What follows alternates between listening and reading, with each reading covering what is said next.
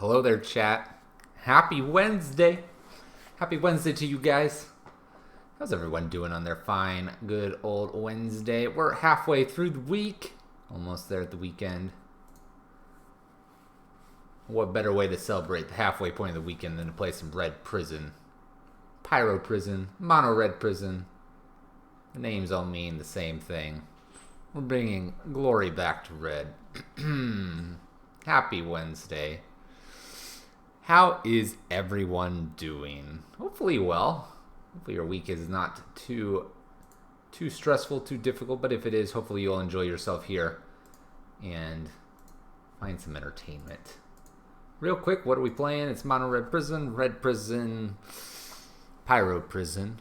21 lands, 9 extra ritual or fast mana type spells, 12 lock pieces in the form of Blood Moon and Snaring Bridge Chalice, Chandra and Piankir and Alar, Glory Bringer and Rabble Master. These are kind of the win conditions. Utility is a Braid, Slagstorm, and Anger the Gods. Zaxadillo, hey, how's it going? Hello there. How are you? We're going to run this in a competitive league, by the way. Sideboards, Eidolons, Angers. We don't like creatures particularly, even though we run said creatures. Hazard and Koth for some aggro shenanigans. Hazard, Koth. Torpor Orb, Spellskite, Sorcerer's Spyglass, and Grafdigger's Cage. We're wondering if Grafdigger's Cage maybe should be a relic. Maybe. You know what, chat? Bringing in a relic for 1 Spyglass. Bam. Deck updated. Let's go. We thought about it for probably a total of 5 seconds. Let's get going. Alright, let's see if we can do some good old wins here with the Pyro Prison and enjoy ourselves and lock our opponents out of magic. It is Wednesday. How goes it?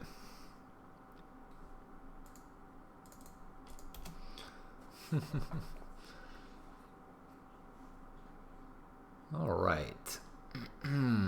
Nice. Got paired up immediately. Not too bad. It looks like MTG bots round. We'll turn little Karn back on for the overlay. What do we think? All right. I think we're going to keep this. A little slow roll and then Snaring Bridge plus 2 types of removal spells. And then we'll plop Chandra behind the bridge. Okay. How does Chandra's first +1 work with the new Planeswalker redirection rule?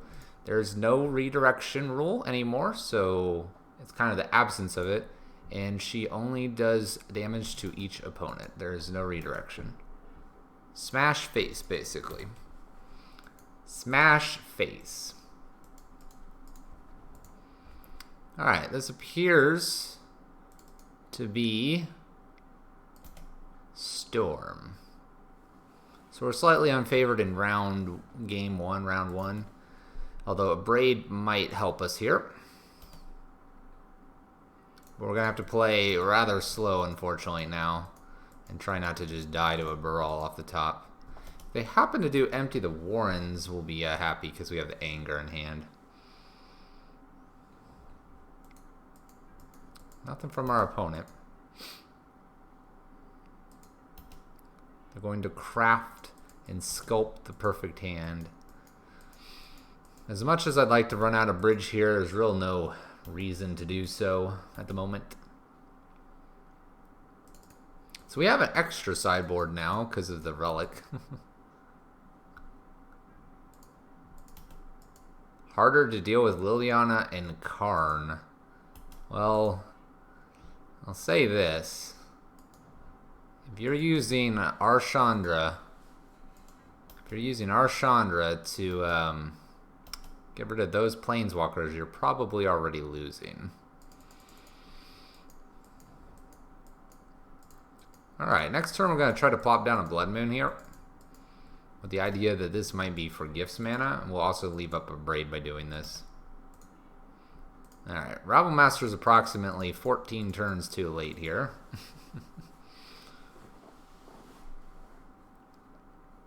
She is still a 4 ability Planeswalker with very relevant abilities. A game-ending emblem.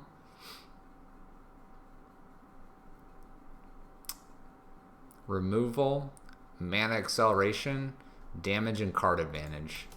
It is very difficult for me to say that she's not very good or worse in Modern. But if you have a different 4-mana Planeswalker for red, let me know. Or 4-mana replacement. I am all ears.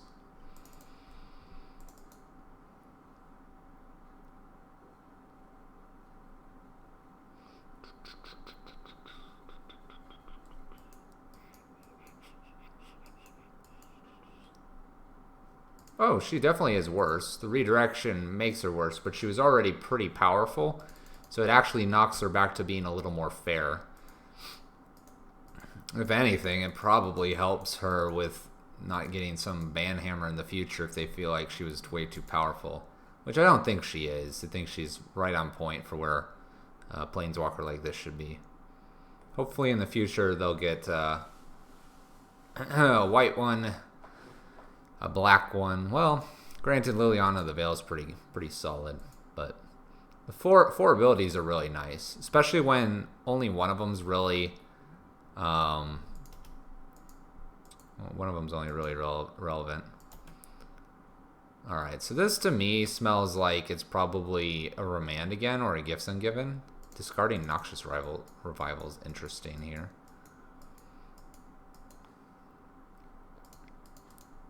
I'm going to try a Rabblemaster this time. It's a little different than the Blood Moon they were probably expecting. Alright. I can't imagine he sticks around for very long. This will be a Gifts Ungiven probably here.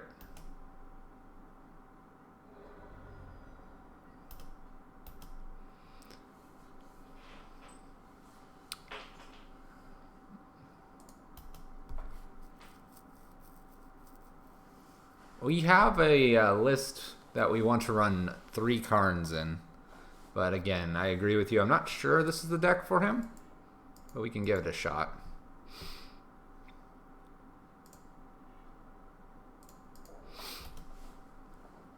Go ahead and give them the Grape Shot in hand and one less ritual effect.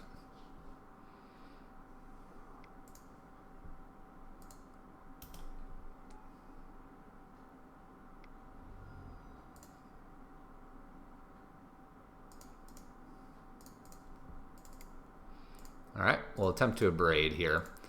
This is our best opportunity. Alright, they're going to go off on top of this abrade here. Not a whole lot we could do here. I'm going to go with they have a Past in Flames in hand. It's the only way this works. Only way this works. Lucky for us, we'll get to be very aggressive next turn. Oh, okay. Electromancer disappears here. They wanted the extra mana. Past in Flames. What do they got here? 1, 2, 3, 4. I don't know why my storm counter is not showing. 1, 2, 3, 4, 5. Alright. They've got enough.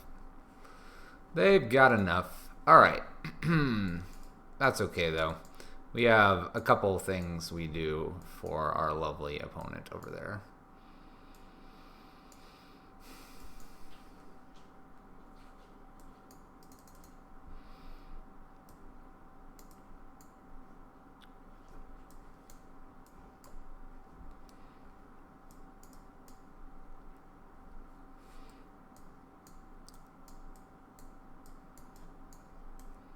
Bring these in. We'll bring these in.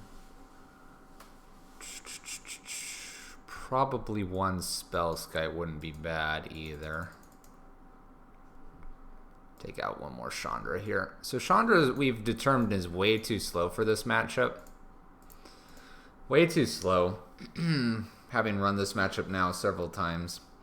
We're going to bring in all of our fast creatures. Pia and Kieran Alar is probably not where we want to be. Glorybringer is probably just slightly better. Faster? Well, not necessarily. Let's see here.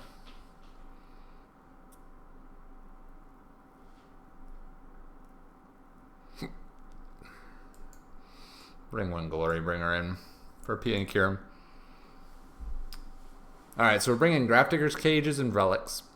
Chalice is going to attempt to get on to 2. Eidolons will be played, if possible, in a fast Rabble Master. That's the goal against Storm. Beat them quickly. Beat them quickly.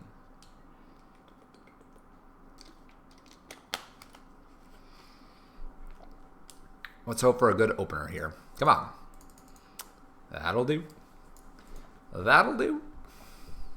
Little Cage, little Relic. Cage Relic into the good old Rabble Master. These are good cards.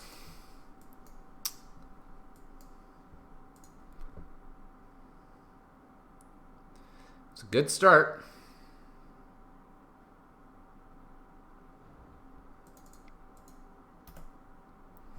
A little sleight of hand.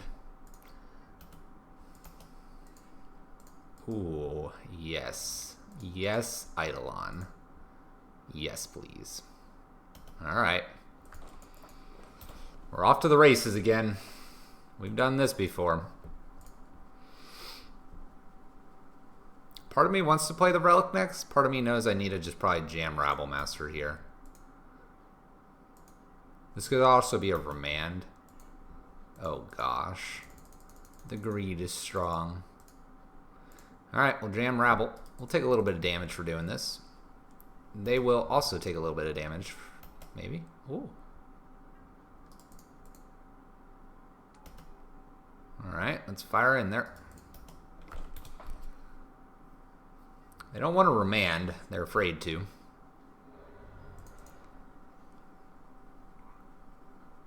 Alright. Are they going to just try to go off right here? They might. Not a whole lot we can do. Alright. They have decided not to. So the greedy thing here is to go ahead and play the Rabble Master out. If I draw a land, I might consider it. Although the Relic is probably important too.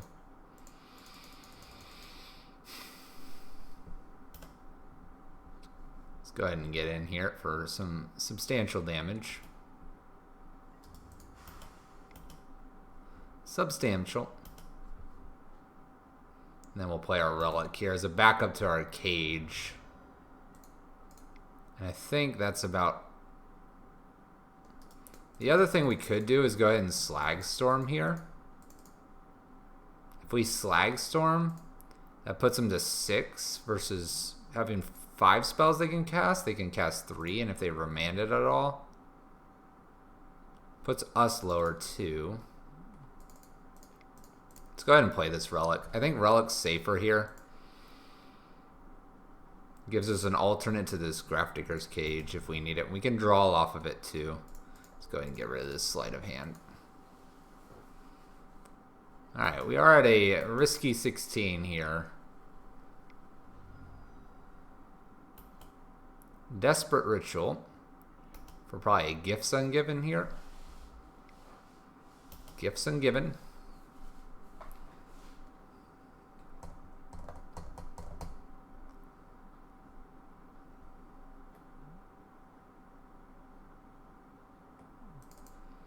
We might be cashing in this Relic here. Based on what they find, we might just like cash it in to get rid of it. Especially if they get like a Noxious Revival. I don't know what they can find here.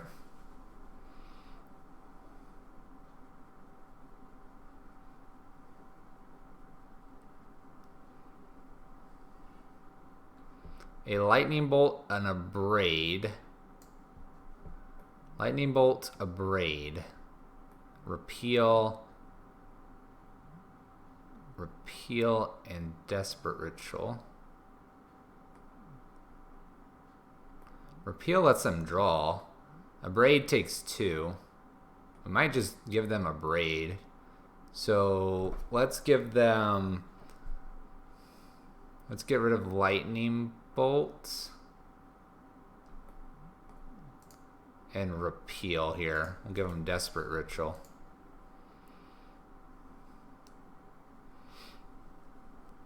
So they're going to braid this and then go off if they would like to try here. It'd be pretty good if they can do it. So even slag storming wouldn't necessarily do it here. Looks like they're going to go to 2. Go to 1. All right. Do they have enough to go off here? Doesn't look like it. All right. Same plan here, I believe. I don't really want to change anything. Let's submit the deck straight back. We are on the draw now. Oh, yes. Okay. We're going to keep this. Keep this and hope we can get down at least one of these Eidolons. Both would be fantastic. We'll see.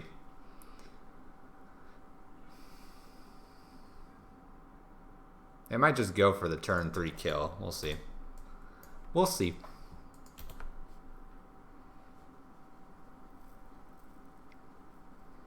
Sleight of hand. Sleight of hand. All right. All right, opponent. All the setup here. Let's see where they put these. This will probably make us decide what we're going to do here. You got to assume they're going to keep only what they need. Puts a card on top and puts a card on top. All right, we'll play Eidolon number 1 here. If we can get Eidolon number 2 out, I think it might be lights out for our opponent. We'll see. They are shocking. Lightning bolting. All right. All right, opponent. They're going to play Serum Visions. All right. Okay, opponent. I get it. We get to play our other Eidolon out here, which is nice. Go ahead. There we go. And if we get the opportunity to, we're going to get a Chalice on 2, possibly. We'll see what they want to do here.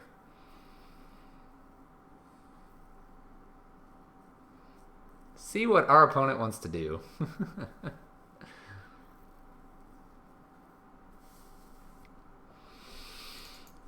Baral.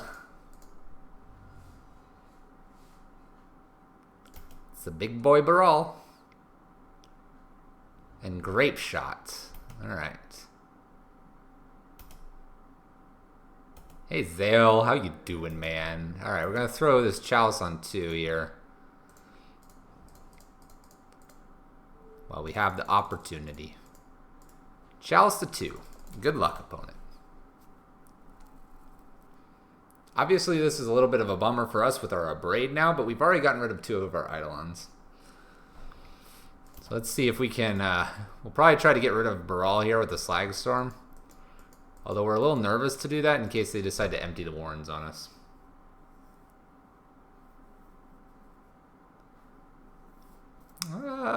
It might have been.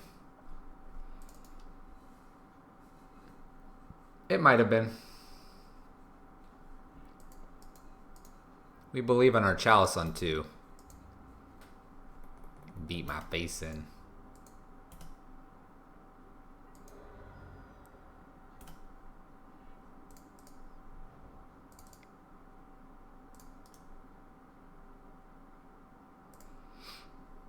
Let's go ahead and do this.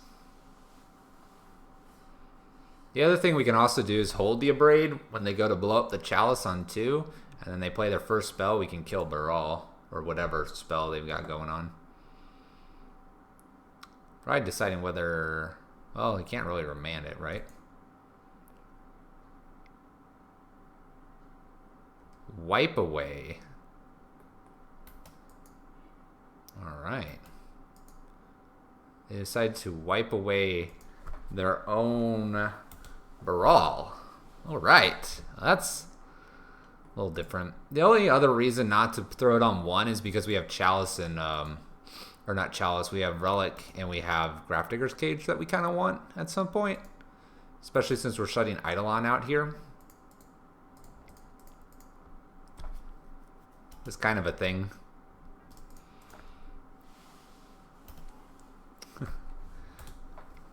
Not playing Baral back out, I see, opponent.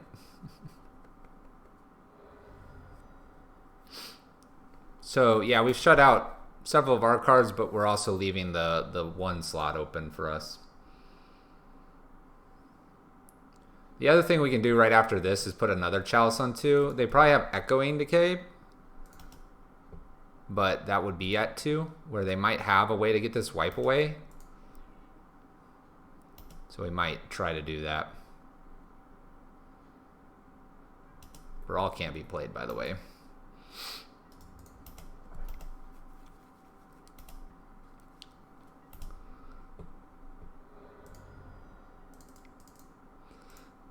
This lets us get another Chalice on 2 to avoid them bouncing both of them, which is good for us. Sort of.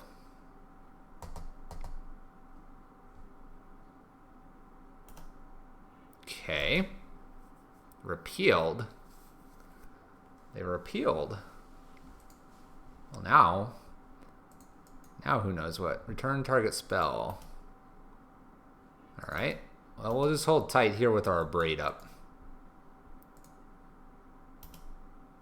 That's why Chalice on 1. All right, Sale. Get it, man. You're the genius. Well, they're going to play Baral out here. There he is. All right, opponent. Do you have it all? Or do you need that Pyretic Ritual? Oh boy. We cut him off of 3 mana here. Is it enough? Okay. You play almost every week against this deck?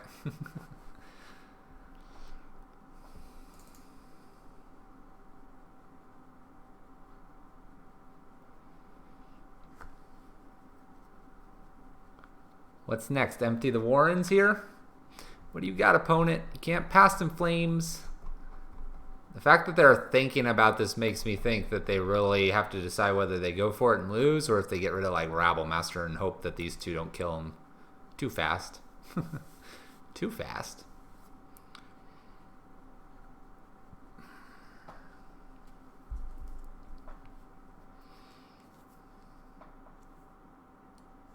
A Gifts Ungiven was chosen.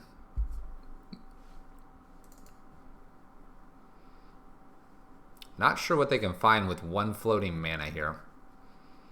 Noxious Revival and Bolt. And something else. I think we just won. I don't know, though. Maybe they got something crazy.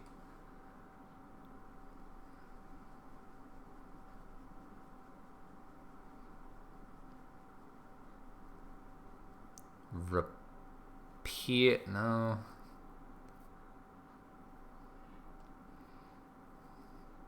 All the lands. All the lands. Well,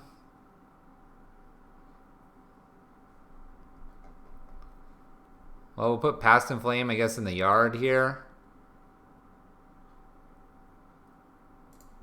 And we'll give them, what, a Shivan Reef here, maybe? They get to play land. Goblin Electromancer. Alright, well, goodbye Goblin Electromancer, and I would like to attack. Got there. Alright, we got there. Whether or not the earlier play was a misplay or not, I have no idea. It's tough to say.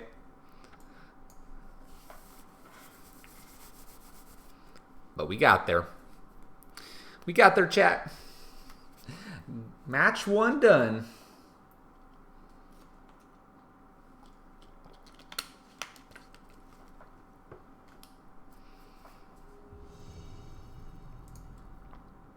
He might have. 4 mana is a lot. 4 mana is a ton. Alright, we like to play first, of course. This isn't a hand. What is this? This is mono lands. We'll mulligan this. No action. Ooh, this is a pain. If we top deck a land, this isn't too bad. If we top deck this, it's not too bad. If we don't, we're gonna lose here. All right, we're gonna keep and hope for a mountain on top. Deep breaths, chat. Deep breaths. Opponent's mulligan to 5. You're not. Bottom. We need a land. Oh, help. Don't mind the gemstone cavern. Look at how bad it is. We could get a Chalice on 1 here. Could be important. We both bottomed our cards, by the way. Oh my gosh. A Chalice on 1 might be exactly what we need. I'm gonna play it, chat. We're going for it. The Chalice on 1. Mr. Boggle, can you handle that? This might be the absolute best worst hand we could ever have asked for. I'm gonna hope nothing too spicy here. And hopefully we can get this Blood Moon out. I'm hoping to get Blood Moon out next, unless they make this really big. Okay. Oh, it's so bad, chat. It's so bad. Oh.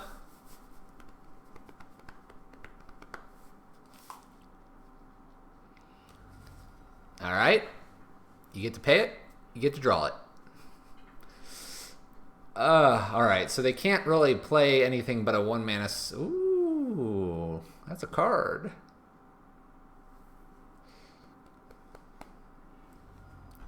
Fetch that basic. Yeah, good job. Good basic. Oh gosh, another Core Spirit Dancer. There's our land. Alright, we're going to go ahead and ritual out a Blood Moon here. We're like really far away from these bridges mattering at the moment. So we're going to hope the shutting off green is good here. Ethereal Armor can be equipped, but that's it. Spirit Mantle. Most of this is going to get countered. They're going to get to draw a lot. But I'm hoping that all the counters will be good here. Land into top deck Anger wouldn't be bad. Slow down this shenanigans here. We're doing all right. Armor's 1. Yeah, Spirit Mantle is what we need to worry about. Let's go ahead and braid one of these so you stop drawing as many cards.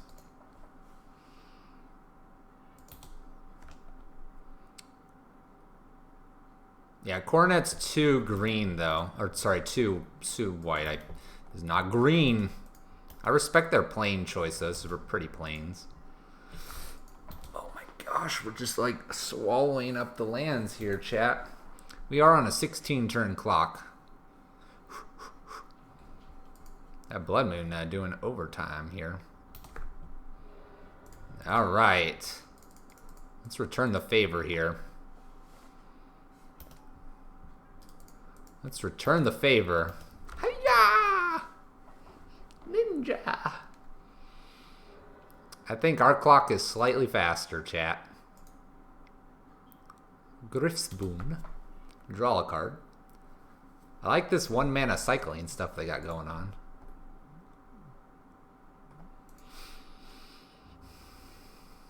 Holding up now. They fear the rabble. We're going to play a bridge here. Remind them of their place.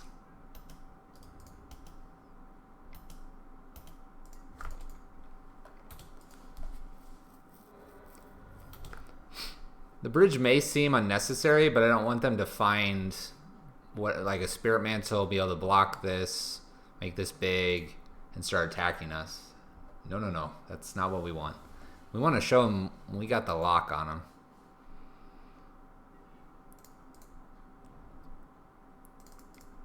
Make sure we got Blood Moon covered. We'll play a few of those, opponent. In we come, flying. Flying colors. Doing 7. Ooh. Ooh. I don't know why the Boggle would want to switch with a Goblin there necessarily. Core Spirit. Spirit Mantle. Okay, okay. So this is where he has protection from creatures. But we're not too worried because we're going to just send in goblins around him. And so we get 2 points of damage in here. And then he can't attack. So this is nice in case he got some way to give it lifelink. Be kind of a pain for us. Oh, okay, another blocker.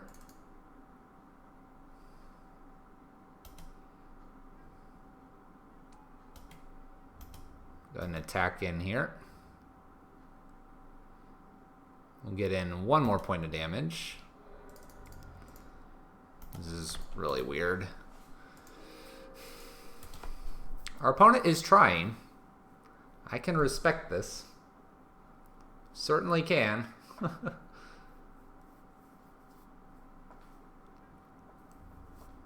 They could attack.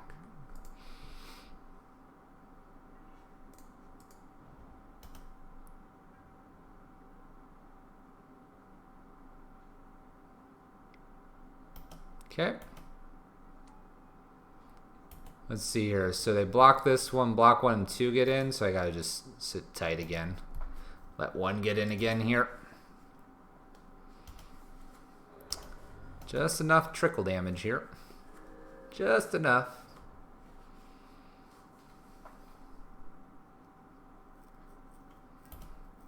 Think we got it here.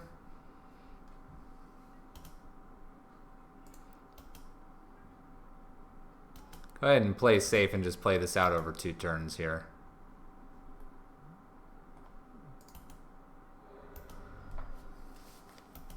Play this over 2 turns here.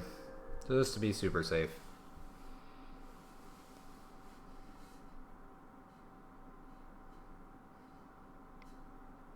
Hyena Umbra.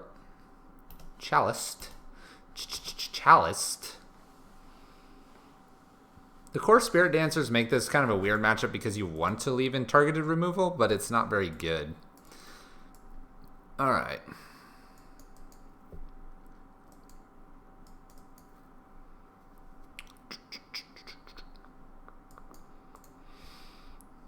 Alright. So here I want non-targeted removal.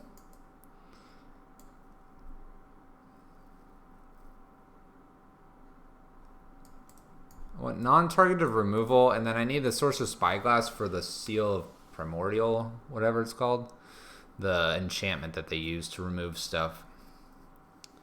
I think everything else here is good. Normally we don't win through like Rabble Masters, so that's why we're pulling a couple of those out. I don't think there's anything else I want here.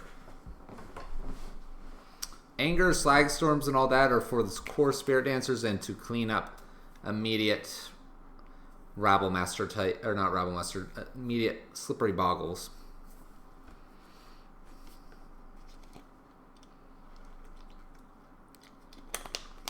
Alright, we'll keep this. We're going to keep this. We're going to pitch Pyretic Ritual because we like the extra ensnaring bridges we have here. We don't need to be ramping anything out. We're going to have a Chalice on 1 again. If we were to top deck a Blood Moon, it would be nice. And that would be a reason to keep the Ritual. But I think the double ensnaring bridge should be plenty. Especially against this kind of start here. Alright, well, throw it out on 1. They might have Seal in hand, and so that's why they're doing this. We'll see. Core Spirit Dancer. Alright. Go ahead and play a bridge here. So bridge number 1. If we get Chandra out without the core getting too high here, we'll go ahead and get rid of her. Yeah, looks good. Alright, we're going to get rid of her because she's going to just draw and create an engine here for our opponent. And we really don't want that. Here's the Seal. Alright, we're not too worried about the Seal anymore here. Because we're going to get rid of this core. Alright.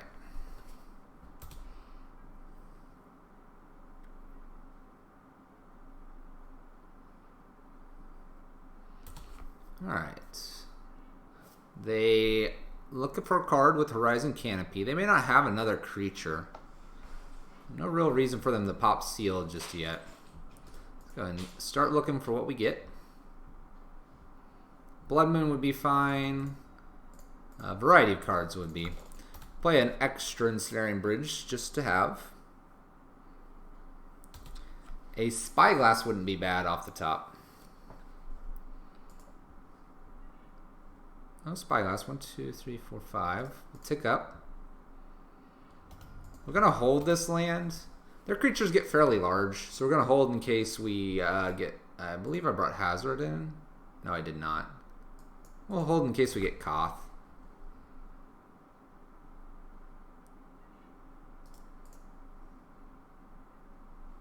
Nope.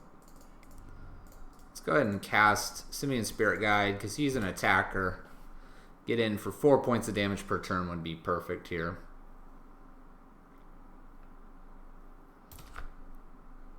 What do we got, Boggles?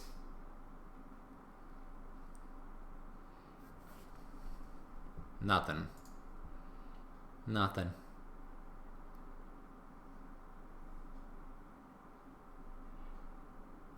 They get rid of Leyline here. We'll tick up, see what we find. Let me verify something here. I left Glorybringers in, so that's a reason to hold the lands in case we top deck a Glorybringer.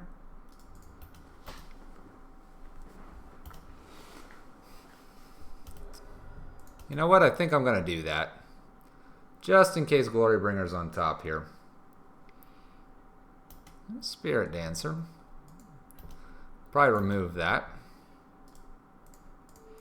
I have no desire to see that around. Still get our 2 points of damage in. Alright. Then remove our Chalice and get a Scout out here. Maybe with an Ethereal Armor. Alright. First strike hexproof.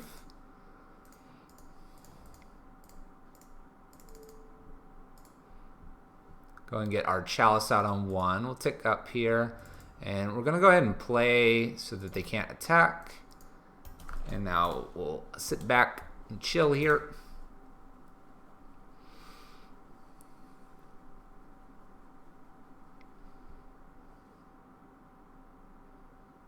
Double Bridge is going to prevent them from attacking us with anything with lifelink. Example, right in front of us. Go ahead and tick up, see what we get. No. Go ahead and play Blood Moon here to take them off green. That way Seal can't be played. We'll leave the 1 mountain in hand in case we need it for some reason. 2 turn clock. Spirit Dancer.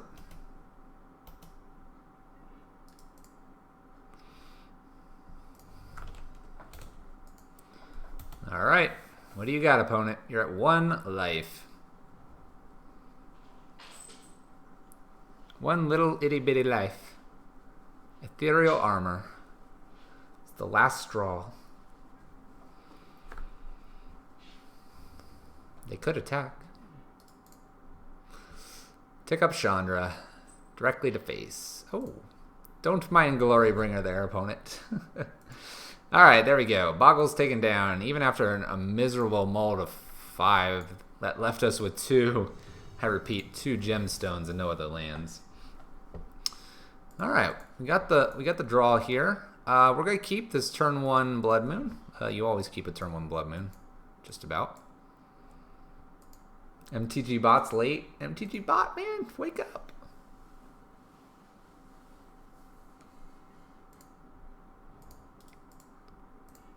Alright. Blood Moon pretty good here, I'm hoping. Gonna smash her head in if it's a like storm or something here. We'll see, we'll see. I think Bridge won't be bad here. Mutavault. Alright. No reason to rush out Bridge here. Would rather keep the ramp for something like Chandra.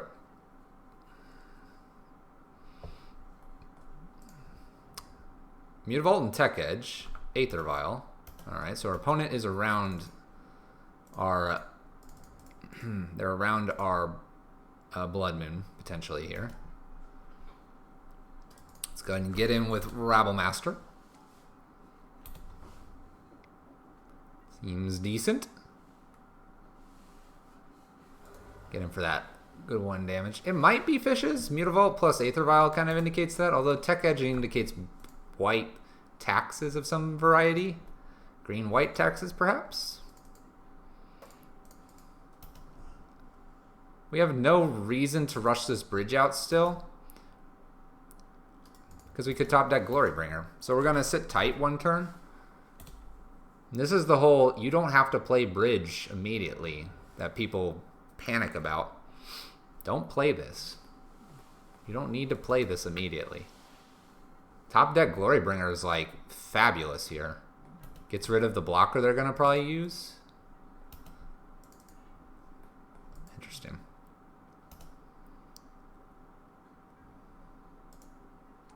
So there's a case to just ram in here with Rabble Master. There's also a case that this is like a Thalia here, in which case we just want to continuously generate tokens. So we're going to hold back on Rabble Master for 1 turn. Green-white indicates this could be Thalia. Hey, hey, look at that. That's a Thalia.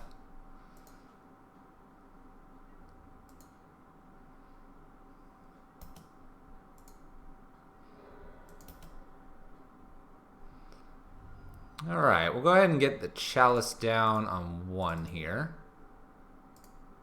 There we go. Our Pyretic Ritual is no good anymore.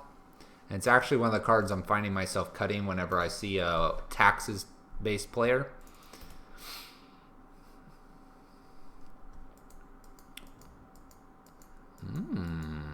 Alright, finds a basic plains here. Funny enough, I don't really think would have mattered so much, our Blood Moon, based on this start, unless they had the plains and stuff in hand. Leonin Arbiter. Alright, so we are definitely against a taxes-based player here.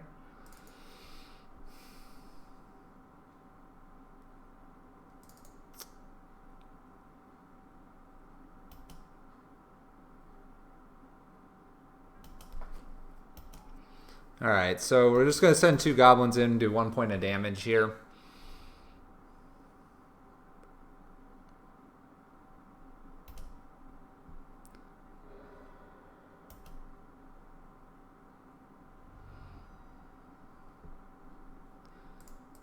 So our Pyretic Ritual is no good anymore here, so we're going to go ahead and burn it here, and we're going to start putting the bridge down.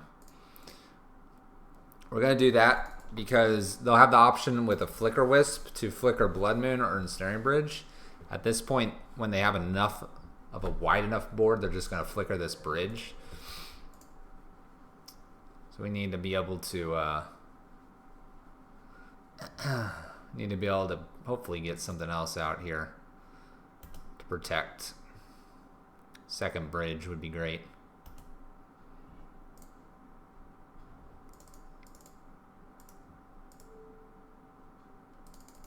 You know what? I don't know if I want to play a Chalice on 2. We have a bunch of Abrades. Maybe I just play it on 1 again to get it out of hand.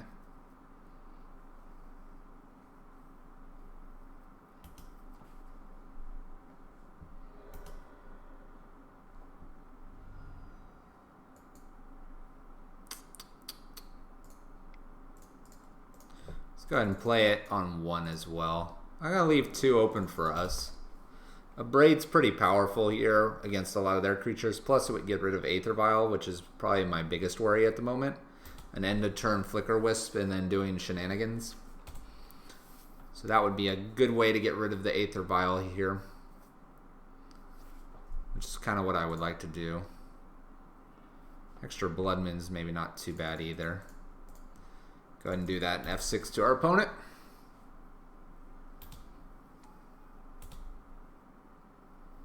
That way we're also going to start going wide We have enough mana to cast everything. We can cast Chandra through Thalia. We can cast Glorybringer if needed. So on and so forth. Our opponent will need a relatively wide board to take care of us because we're going to hopefully have enough goblins to block everything. So this is a very, very good card for us in this matchup.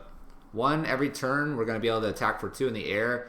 2, she presents several points of damage from activations. So this turn we just got to get her established. Hopefully they don't have really a way that they're going to just flicker Thopters away.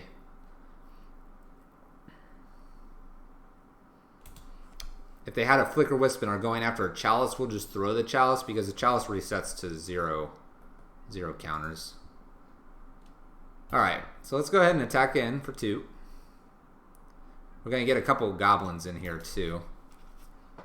So we actually get in an extra point of damage on the ground here, briefly.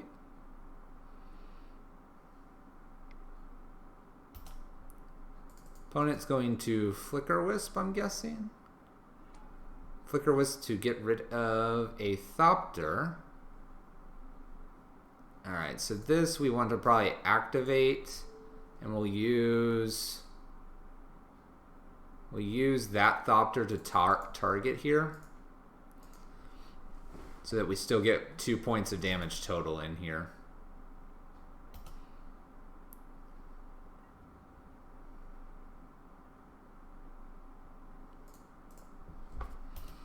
It obviously means that they could, or we'll have 2 cards in hand, but I don't think I care about that. They can't path or Pia and Kieran, so Pia and Kieran's got 2, 4, 6, 8. Represents lethal with everything that's out here. A land off the top would be great. We could Goblin Rabblemaster. We could land and Goblin Rabblemaster with Pia and Kieran. Flickering the other Thopter. Alright, that seems reasonable. Oh gosh.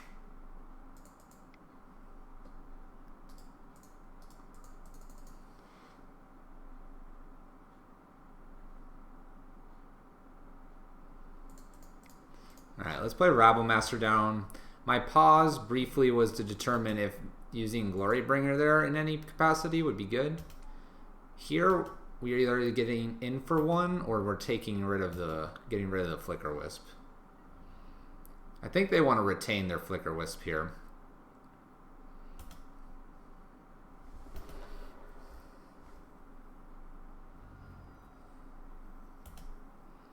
It does mean that we create 2 goblins every turn, which is kind of nice. Kind of nifty.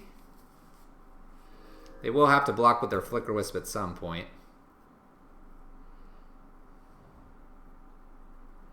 So we're not seeing it just because we got down so quickly, but Chalice on 1 here is doing a lot more work than we're seeing. I guarantee you there's probably 2 to 3 cards they cannot play right now.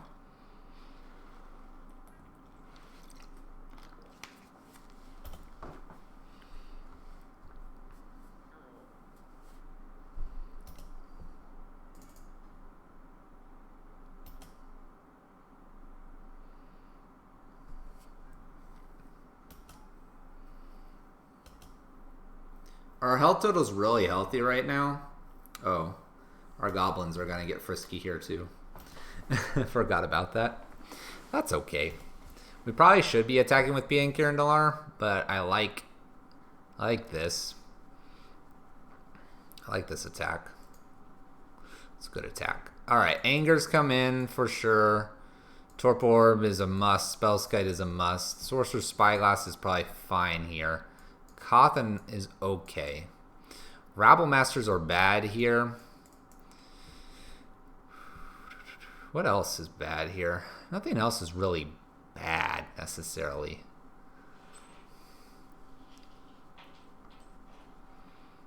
I mentioned that I would take out some of these ritual effects.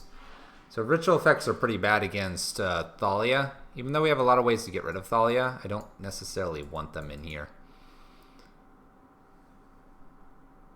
I don't believe there's anything else I want. Blood Moons are great here. Spyglass is pretty good. Chalices are very, very good. I like everything. It's a nice, slow, grindy matchup with our Taxes player here. Alright, we can get a Chalice on 1. And then we have a Slag Storm to clean things up. Seems reasonable. Alright, we'll go ahead and throw that Chalice on 1 right now. That'll avoid a Aether Vial now, for the time being.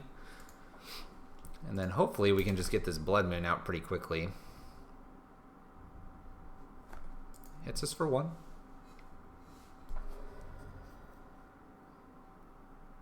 Thalia. There she is. Alright, can't cast anything. We can't cast anything for a little bit. We'll try to run a second Chalice on 1 probably. Alright, 3 damage.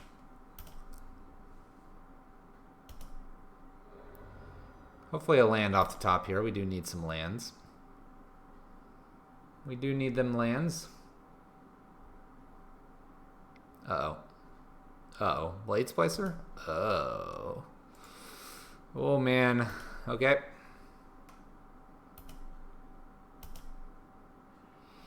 Oh, boy.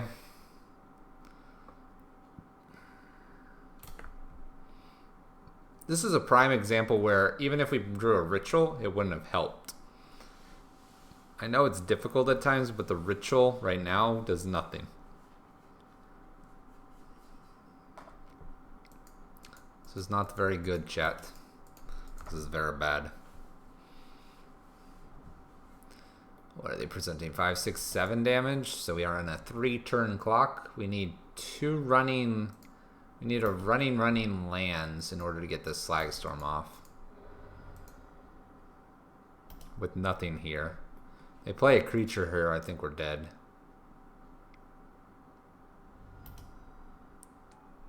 Five, 6, 7, 8, 9. Alright. Never found any more lands. Alright. I still stick by not wanting the rituals. But I think we're going to look for Slag Storms and Braids a little more heavily than the Chalice there. See if we can squeak out a win here against our white Taxes player with a splash of green for something.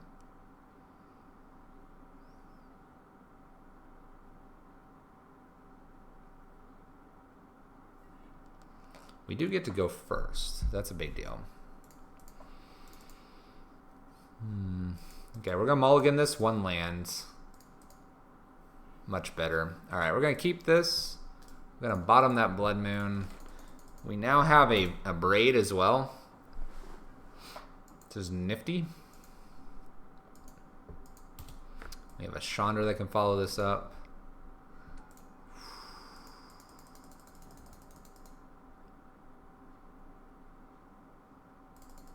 Do I want to braid this Aether Vial? It is very, very tempting right now. Whew. Man, that felt good. That felt good, chat. I don't know why. Just felt right. I could see the dismay in my opponent's face. They did it to me. Thalia? Alright.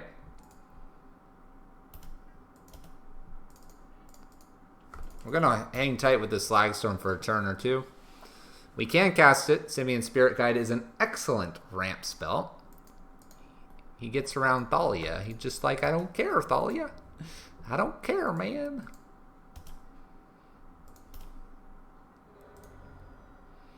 Alright, an extra land here would be nice as well. We get to play either a Chandra out. We could play a Blood Moon. Okay, this is looking a little scarier. We're going to accept 1 more turn here, because we get the Chalice on 1 here. And we're going to hope they play 1 more set of creatures here. And then we'll get the Slag Storm. Slag Storm incoming. 1 or 2 creatures, please. Stop! Creature. Play a creature. Play a creature. You want to play a creature. There we go. Alright. Slagstorm online.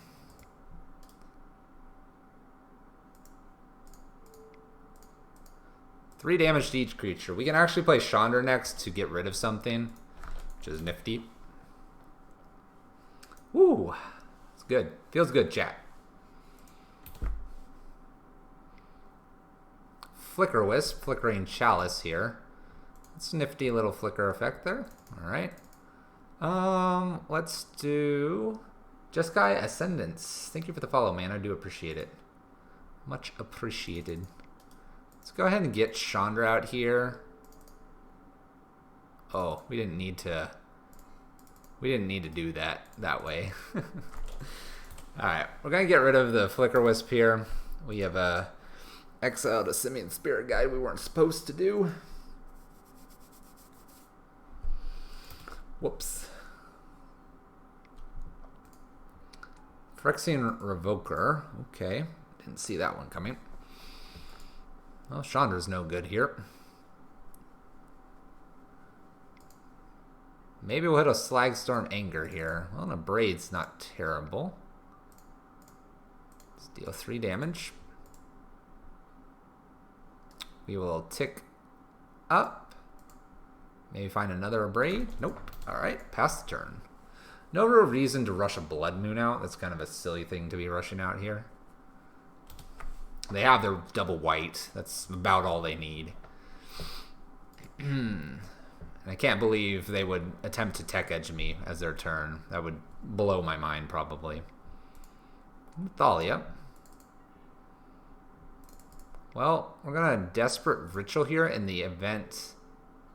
No, we can't. You know why? Because Thalia is a thing.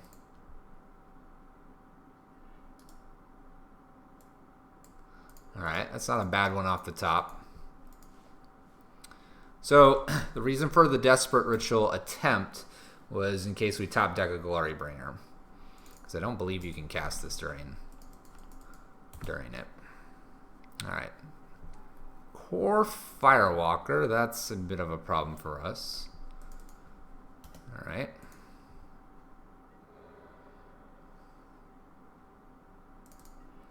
Lands, we'll kind of tick up here. Maybe find a bridge. No such thing. Alright, so we're going to lose Chandra here.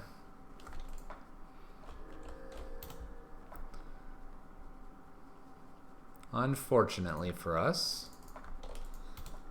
We have no real way to get rid of this.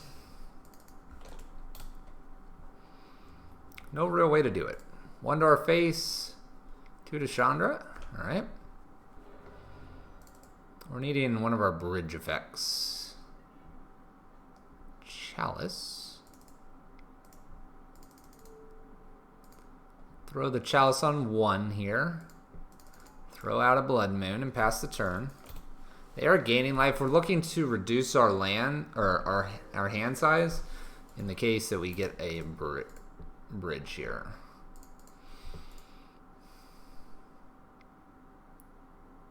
Restoration Angel. Alright. That's a problem for us. We haven't hit our Torpor Orb, unfortunately. That would have been really helpful here.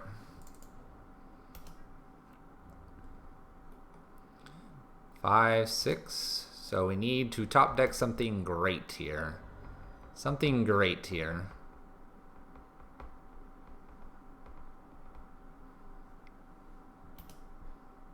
Arbiter. Nope, that won't do it, chat. Won't do it. Koth wasn't going to do it. Anger would have bought us a turn. There's our bridge. Only a few more down. Only a few more down, chat. We're almost there. That's a good battle.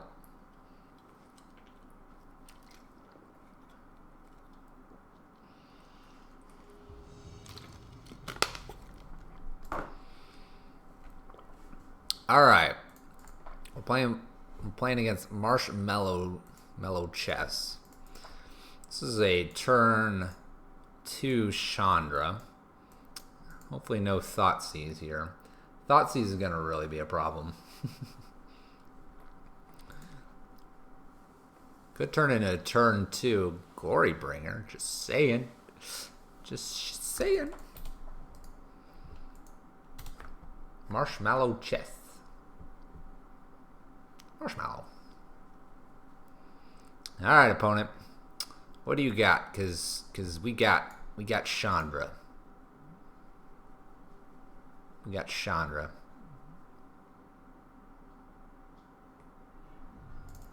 Street Wraith. Blood Crypt. Burning Inquiry. Okay. Well, we'll throw the Chalice on 1 since we seem to have just picked that up. Poor Chandra. Alright, we're made for this matchup though, chat. We're made for this matchup. Just don't find a hollow one yet, please. Please. Don't be hollow one. Oh, thank goodness. Alright. Rabble, rabble, rabble. Go, go, Rabble Master. You got it, man. Rabble Master's got it, chat. He's going to take us to victory here. Believe in the Rabble Master. Excuse me. Faithless looting doesn't work, opponent. Yeah.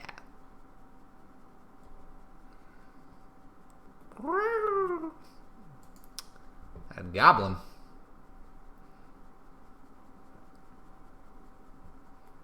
Let's talk briefly about Goblin Rabble Master. See, he's the king of the goblins here. He's the big time cheerleader.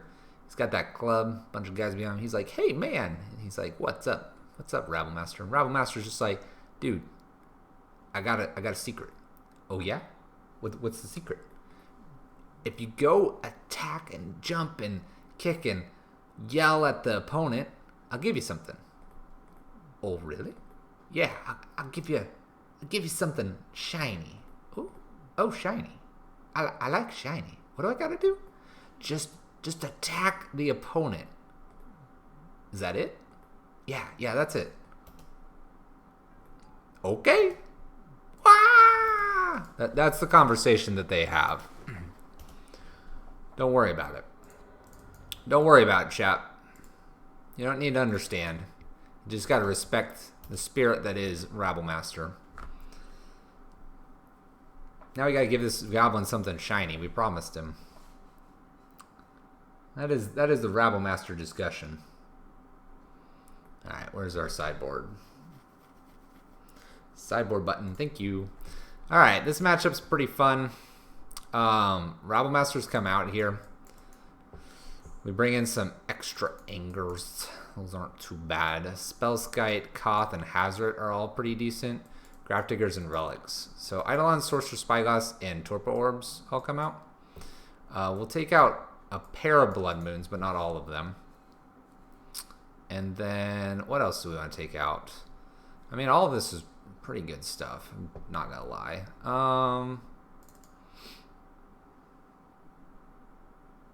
Take out one Ritual. Well, no, we don't bring out Glorybringers.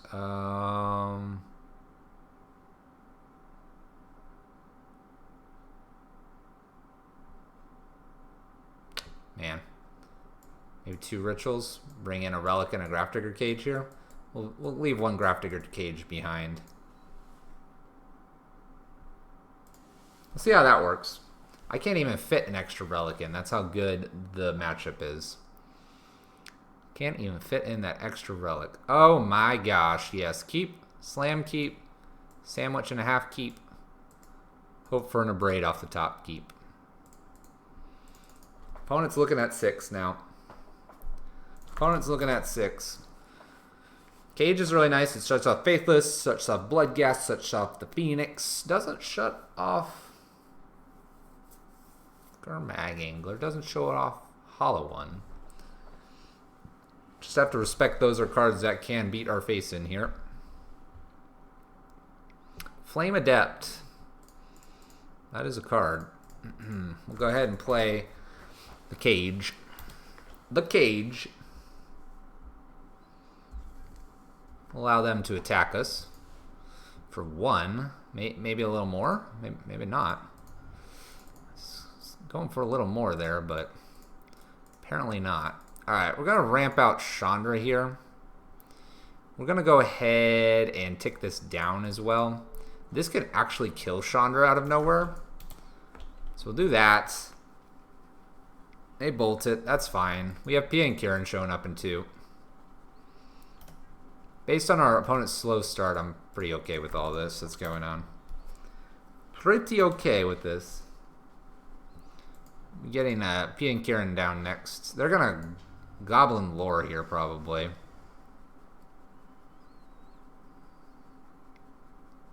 Ancient Grudges. Okay. Technically, Pia and Kieran's an extra point of damage. Or extra damage over the long haul here than Chandra is.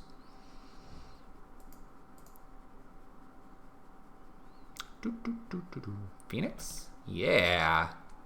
It's hard cast that Phoenix. Phoenix has to attack us. We're okay with this. We get to attack back for 4. Opponent's going to be at 8 here shortly. Unless we find a Glory Bringer. We'll just tick up, do some damage, and fire in for 4 here. Easy money, easy money. Phoenix has to attack us. I really don't think Chandra's going to die anytime soon here, so let's just enjoy. Ooh, Ancient Grudge again.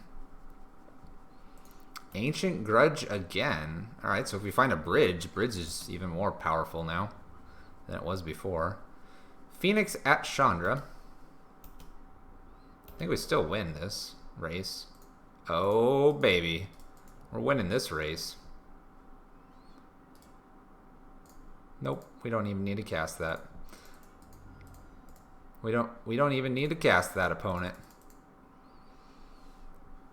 That's a Glory Bringer. Let's go for flawless victories here.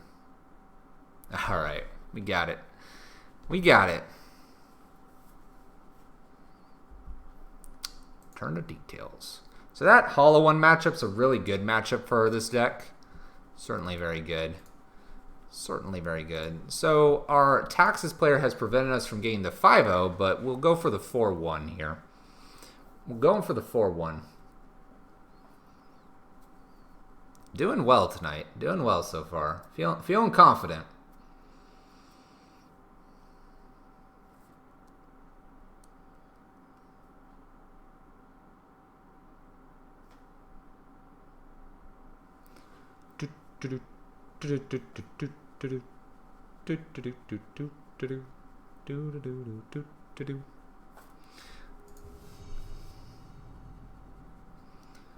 All right. Game 5, match 5.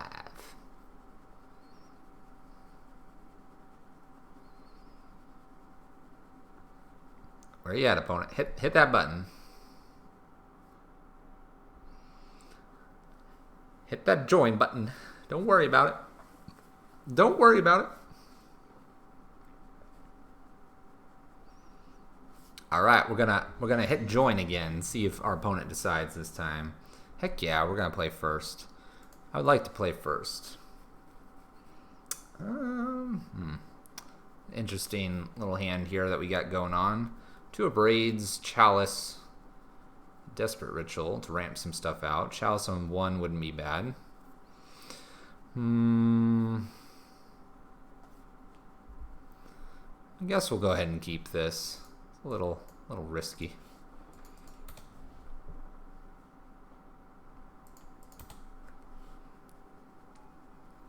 Oh, yes. Okay. Well, I suppose a Chalice on 1 would have been decent, but Chalice on 2 would have been better. Okay. All right, so we have the fun problem that we have here is we're going to cast this on 0 now. And we're going to rely on this bridge getting us there. Putting it on 0 because now the only thing that could help them really win is a signal pest at the moment. We can then kill it as well. We're going to go ahead and take damage here probably. There's a ink moth, which is a bit annoying. We'll go ahead and see if they decide to play anything else before we kill something here. 2 points of damage is not game breaking here. Another Vault Scourge, we're not worried about that. Nothing else. Nothing else. Alright. We're going to just sit tight here.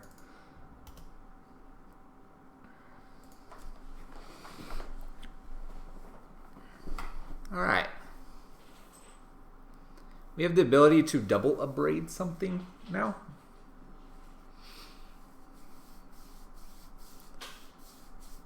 I'm pretty sure we'll have this game pretty locked up here in a moment. In just an itty bitty moment.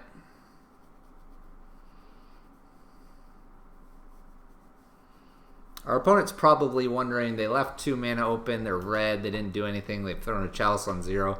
What are they doing? And just be like, don't worry. Don't worry, this is a card. Abrade's going to hit Ink Moth and the Signal Pest if possible. Those are the targets I want to hit.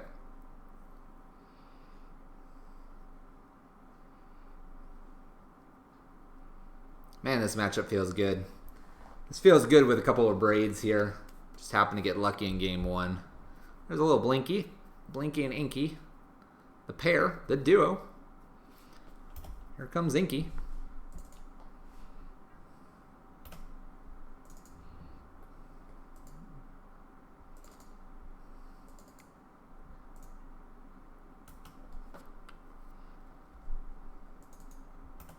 We're going to go ahead and let all this hit us here briefly.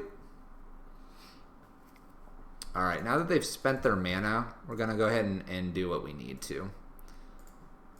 Destroy this artifact here. We're going to destroy the Signal Pest here. That should give our opponent a nice indicator of what's going on here. We'll pass a turn.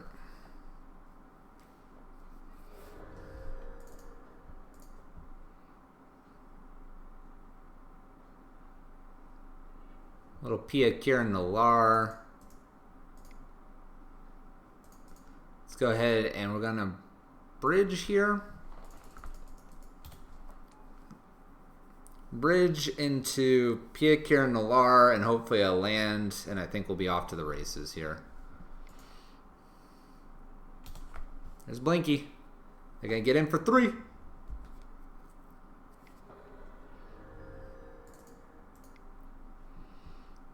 Alright, we'll ritual out Pia and Kiran Nalar here. They become blockers. I don't need to throw a Chalice on 0 here. I'm going to hold to try to get a Chalice on 1 for Signal Pest. As I believe that is the last card I'm worried about at the moment.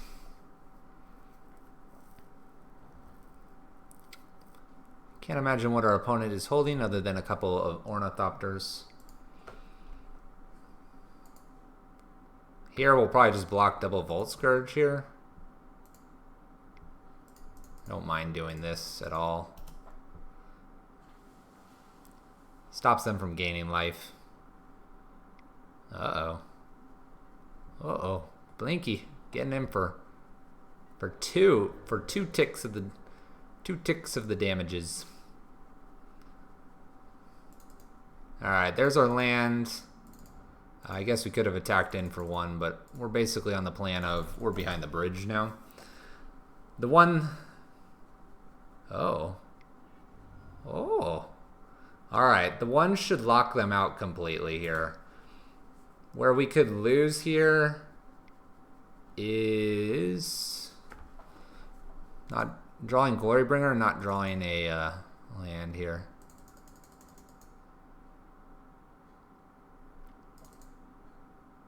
That's a sucky card to draw. We can't go to our face.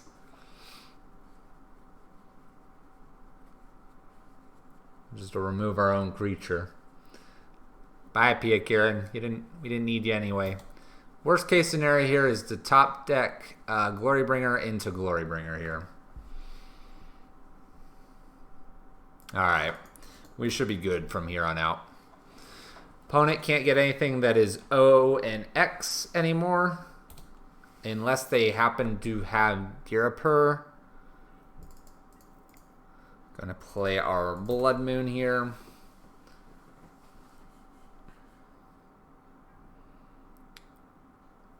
This is the deck that I would like to be bringing in Kozilek's Return, but I don't have said card.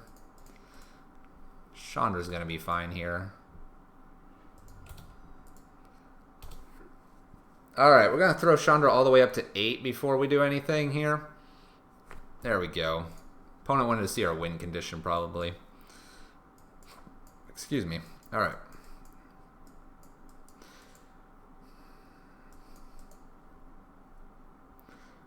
Alright, so Eidolons are no good here. Cages and Grafdigger cages aren't so good. Hazoret and Koth are questionable, so we'll consider. Rabble Masters come out completely here. Glorybringer also comes out. It's usually not good enough, which could bring in Koth here. I think the rest is what's important. Yeah, this seems like a fine set of cards here. Wrathing the board several times, Koth and Chandra should be able to clean this up. Pia and Karen's multiple blockers and Ensnaring Bridge prevents all of the good stuff from happening. Chalice will go on 0, 1, then 2 if possible. If we're late to the party, we'll put a Chalice on 1 first. 1, 2, 0 will be the order. We have so many Wrath effects that Chalice on 0 is not as important.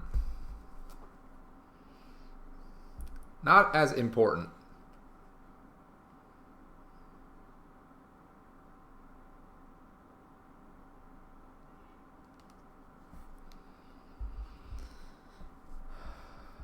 Alright, this has a braid. Has a braid, it has Ensnaring Bridge. It doesn't have any lands though. Alright, we'll risk it for the biscuit. We get a draw here as well. Memnite. Springleaf Drum. Signal Pest. It's almost just tempting to wipe the board here. It is almost just too tempting. Hey Dev the Rev, how you doing? How you doing? 3-1 is true. It is a true statement, yes. Arcbound Ravager. Alright. Things are about to get interesting here.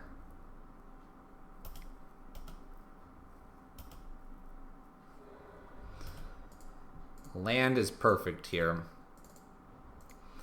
So we're going to go ahead and Slagstorm here. They'd have to sack their entire board to Arcbound Ravager here, in which case we can then follow that up next turn with Simian Spirit Guide. Abrading. We can Ensnaring Bridge, Ensnaring with Simian Spirit Guide. We could probably Koth. A lot of opportunity here.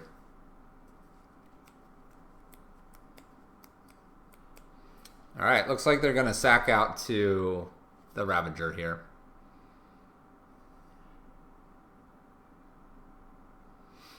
This is only bad here if they were to get like an Ornithopter or something down here. We'll see. Okay. This is a little bit bad for us. A little bit bad. I think we'll hold tight with this Braid here.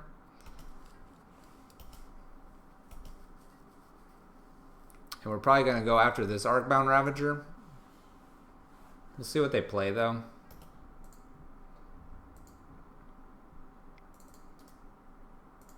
Go ahead and destroy that artifact, if you would, please.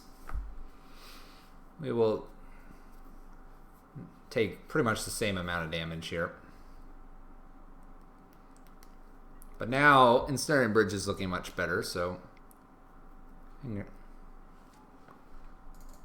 Alright.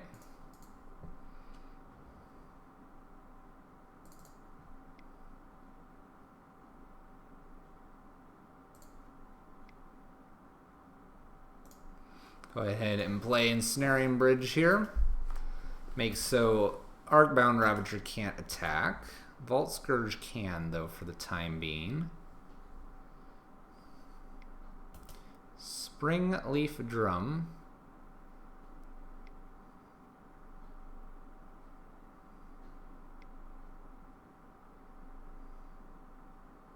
Cranial Plating. Cranial Plating's problem for us.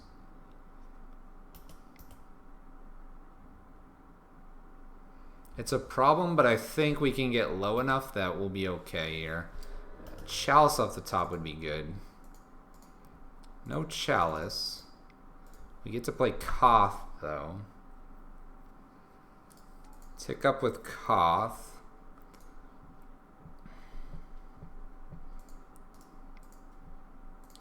Go ahead and empty our hand here. And this way, they actually can't do the double black trick as well at the moment. So that's good.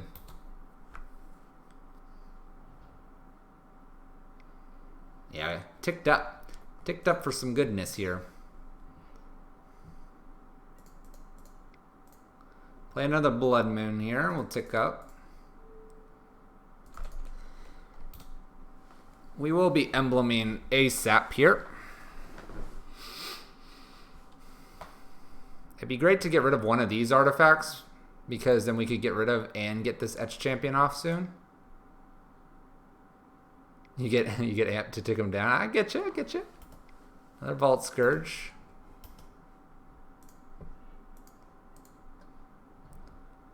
Alright. I don't think I risk anything by ticking this guy up one more time. Do I want to do that? 1, 2, 3, 4, 5, 6.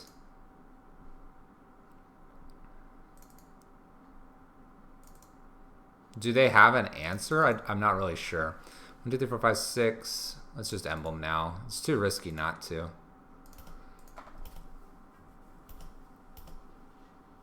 I don't know if they have an answer for Bridge at the moment.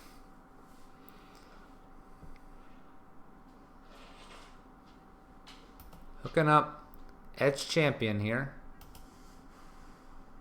I think we just go for face here.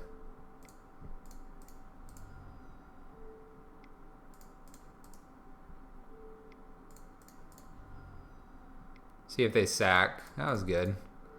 We got 2 creatures off. Alright. This is fine here.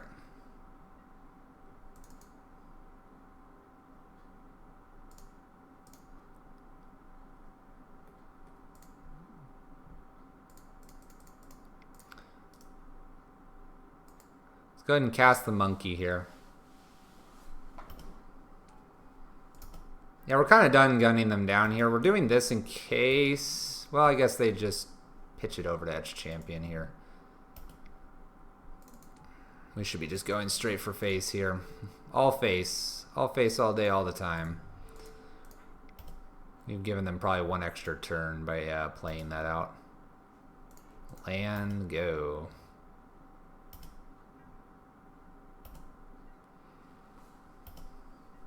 Yeah, it looks like we gave him 1 extra turn. Well, for nothing that kills this.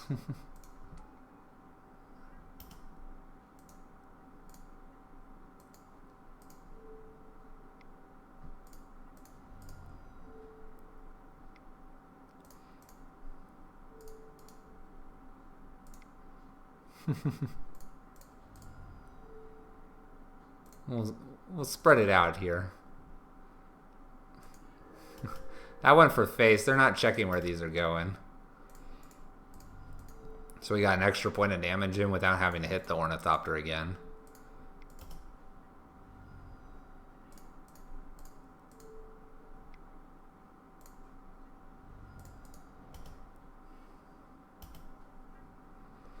Alright, we need to just avoid one top deck of something that gets rid of bridge, basically.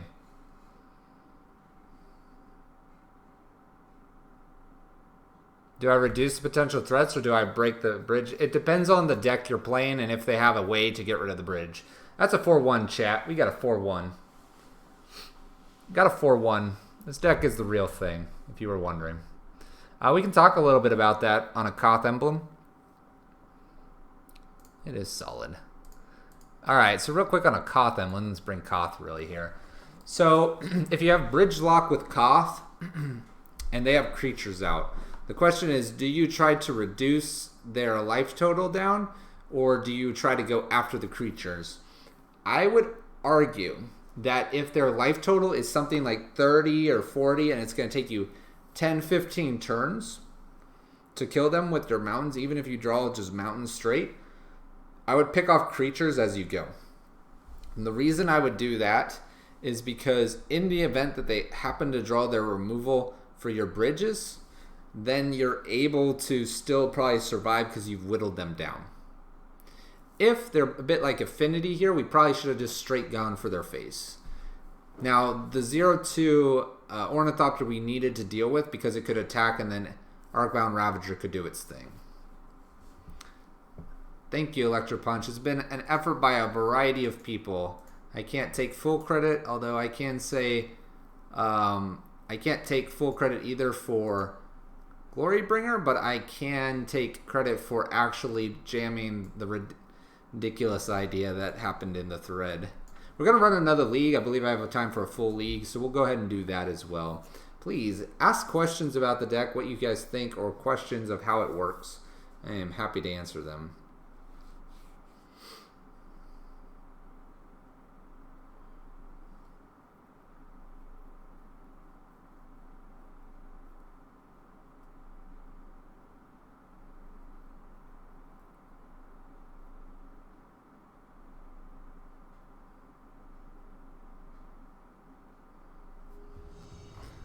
Let's see if we can fix that 4-1 and make it a 5-0. We'll see. I'd like to play first.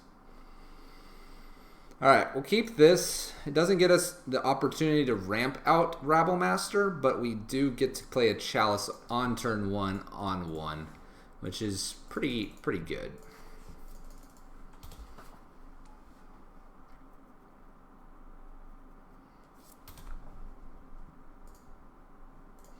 Here, because of this type of land, we're going to ritual out a Blood Moon next, and then the following turn we're going to Rabblemaster if we get a land. Shambling Vents usually means they care about their lands. They happen to have white here, so we'll just have to play with that. Okay. Going to be a little slow here with our Rabblemaster. Need to hit running lands would be ideal.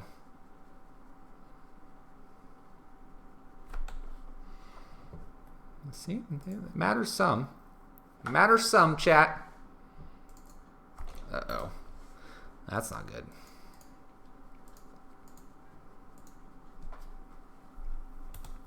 Need land.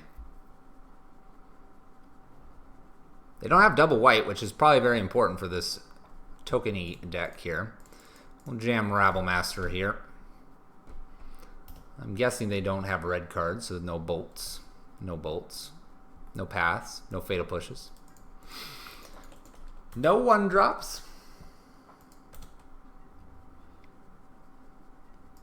Jammin Rabblemaster.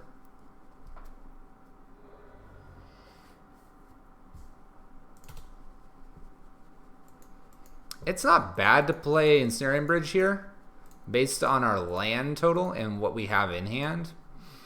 Glorybringer is probably not going to win this game. So we'll go ahead and jam Bridge out behind this.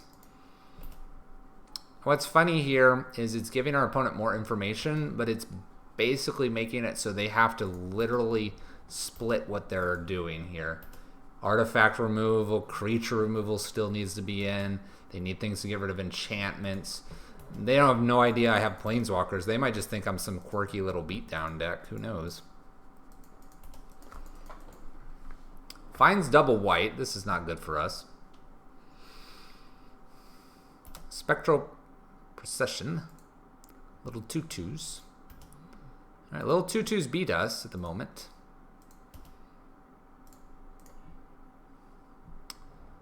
All right. Let's play Chandra out here. Let's go ahead and tick down or up for mana. Let's play our Chalice out here on 1. All right. Now that their creatures are too big, we'll allow Rabble Master to encourage goblins to go suicidal here into the spirits. But we will now be ticking up Chandra, and in 3 turns or so, we'll probably have them dead. We'll see. Block, block, block. Block, block, block. We'll see if they can get around our bridge here. A lot of these decks are running Fragmentize now. Alright, Gideon. Big boy Gideon. Making knights. Should make a knight here. Don't emblem, it's dangerous. Okay.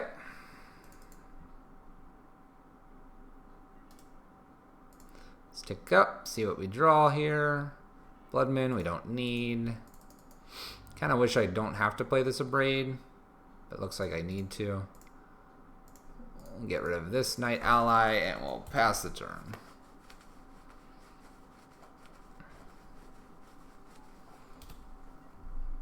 Oh, attack someone. Go, go, Goblin. Now I have to click buttons because our opponent has a Planeswalker. It's most unfortunate. I just want to F6.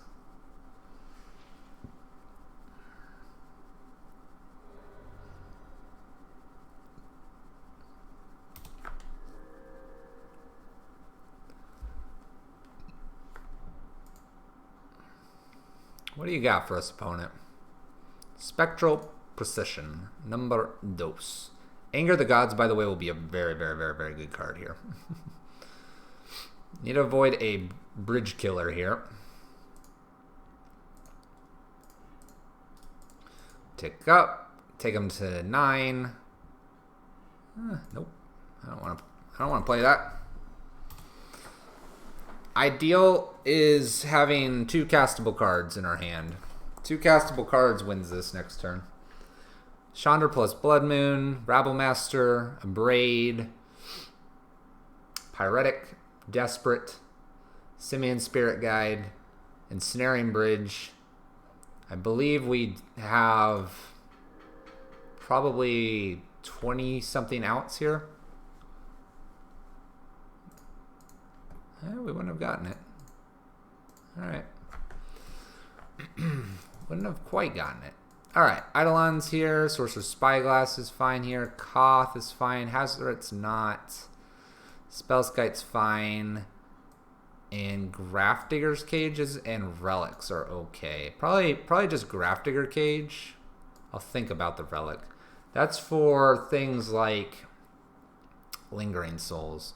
Glorybringer is probably a question mark, not very good here. I'll take out a Singleton, a Braid. That's a bit awkward. Rabble Masters also come out here. And then Chalice is kind of weird, so I'll take a Chalice out as well.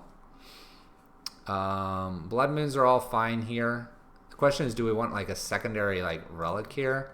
The answer is probably a yes. So let's bring another Braid out and bring a Relic in. Abrades are good. The problem with the Abrades in this matchup is they have a lot of 1-for-1 versus they have multiple cards that spread their creatures out. So the Abrade 1-for-1 is not very good for us. Slagstorm's nice to see in the hand. Not great, but nice to see, so we'll keep this. We'll go ahead and ramp this out, and we will use a mountain to do so here. Since we brought the Glorybringers out, we only need 4 lands. Glorybringers sideboard. They will be able to fix their mana here appropriately. So we will be fighting that this game. Although Thoughtseize in turn 1's a problem too. Don't take this. You don't know what we could ramp out into. Oh boy. Alright, this game's gonna be hard. We'll do it though. Auriok Champion. Protection from black and from red. Another reason to have Kozilek's return. This is going to be interesting. You can kind of race this. We'll see. Needing a bridge.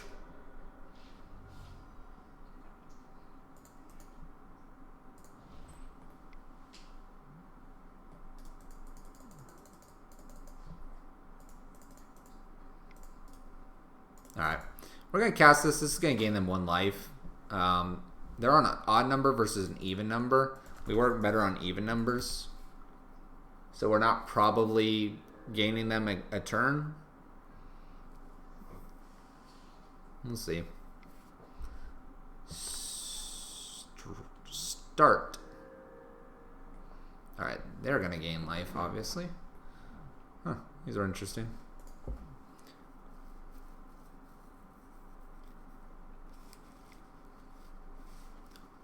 Anger-like effect would be here with the Spectral Procession. That's my guess. Alright. They sacrificed a creature and got to kill one of us. Alright, well, Anger's a little bit silly with 1 creature out here. I'm a little worried about Gideon here. We can also use the Abrade on this Shambling event, which might be what we're doing here. Nope. Oh, Gideon. Gideon.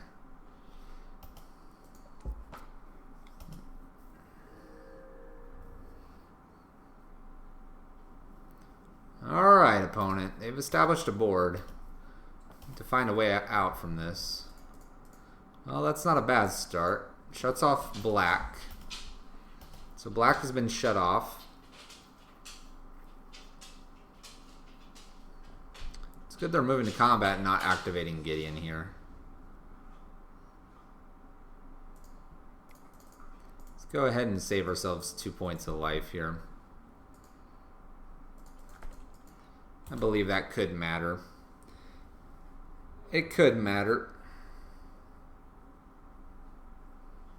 Not firing in with Gideon, I think, was a mistake.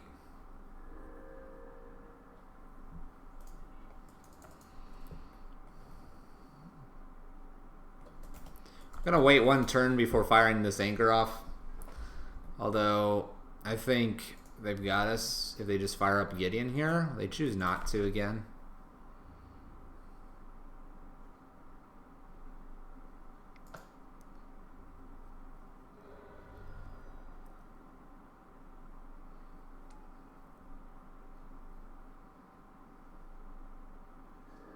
A bridge would be great here. Chandra's not bad. Play Chandra here. We're gonna tick up. We're gonna use the mana here. We're gonna tick up.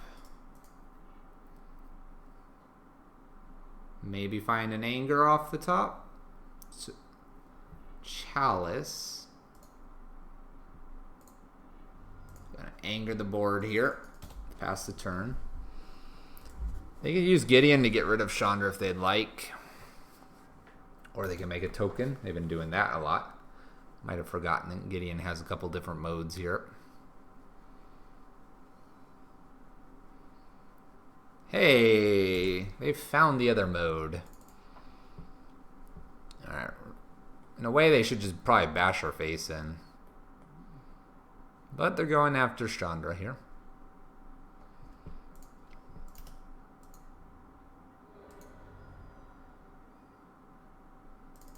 Alright, let's see if they have the answer here.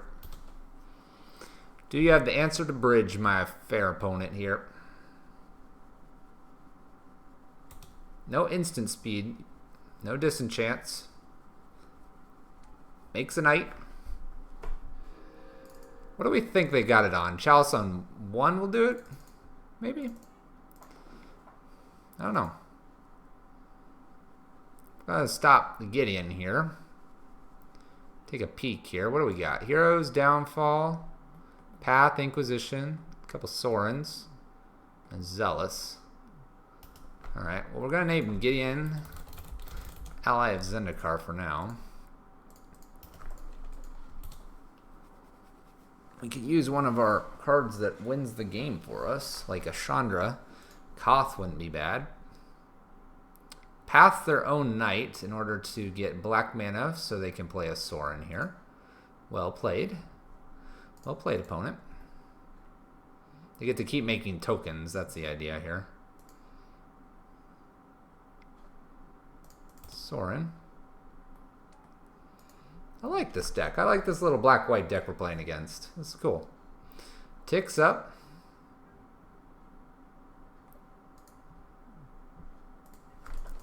Land past turn.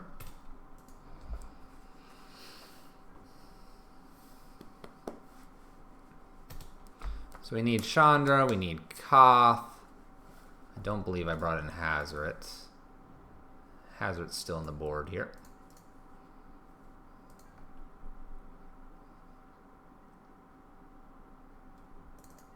An extra bridge is good for us. Extra protection from spells that remove things. Now they need 2 of them.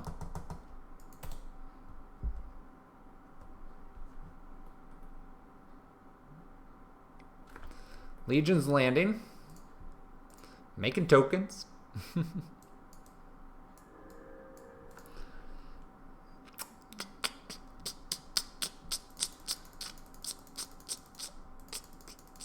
I guess I'll just fire this off. There's not really a reason to play this. It says, at the beginning of each opponent's upkeep, that player sacrifices a creature. We're not playing creatures pretty much right now because we sideboarded just about all of them out. So we're not worried about this thing. Cool. I will sack some creatures. Sack, sack, sack. Plays other Solemn. I guess that's not a bad idea. Reset the visitor.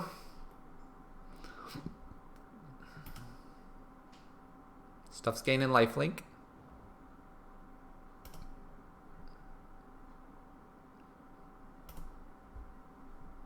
Yeah, we will yield to this. The creature has been sacked. So they have those 3 cards in hand. Haven't seen them play any of those just yet. Not really a reason to ever play Inquisition of Kozilek unless they had a way to generate a token off of it or something. We just need a Planeswalker. This one's a little bit awkward here. We'll go ahead and leave it in hand. We don't want to really destroy either of our artifacts. And really, unless they don't play a creature at any point.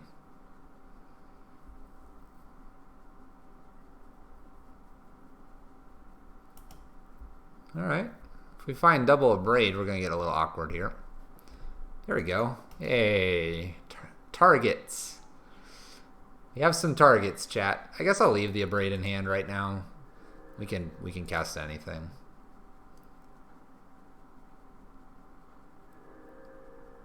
He wants to plus those walkers badly. I've had a Gideon up to like 14 before. It's like crazy. He's playing because he believes. He believes, chat. We respect that. If you believe, play on. Look at that awkward. Look at that awkward little creature we're gonna play. I got you.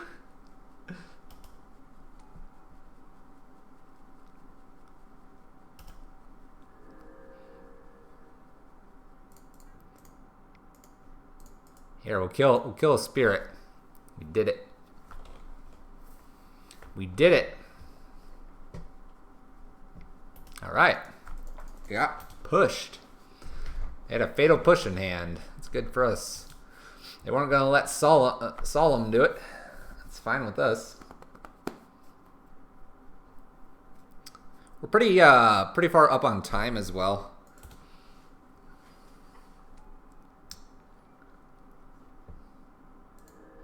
Lava Spike MTG. Thank you for the follow. I do appreciate it. Here, let's cover up Sorin. Sorin doesn't exist anymore. He's back behind the cards here. They're gaining lots of life. Look at all that lingering soul.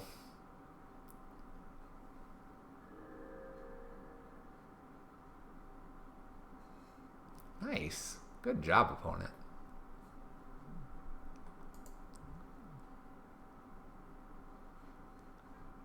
I mean, I'm good to play this out. I'm up a game against them. Clock is not in their favor.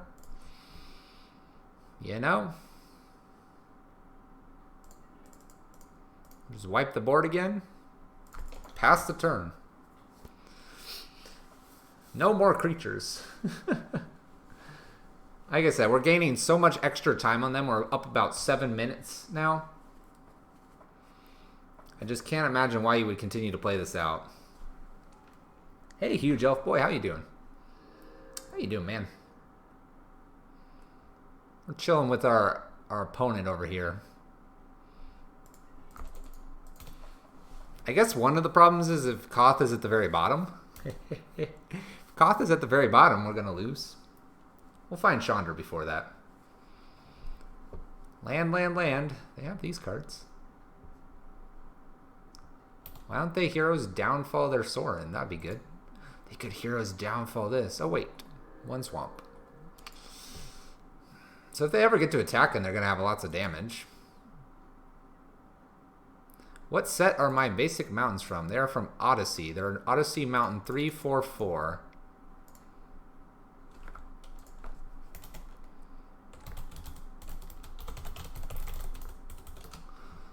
They're Odyssey Mountain 344.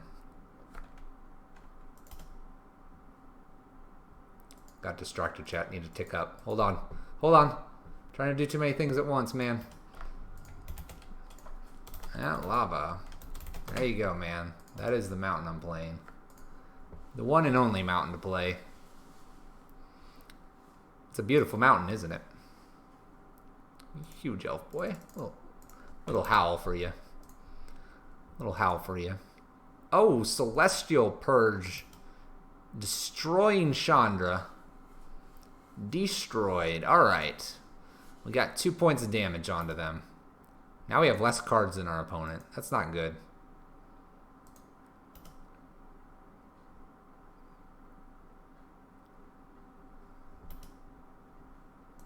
Sack a creature. Done. Can you beat us, opponent?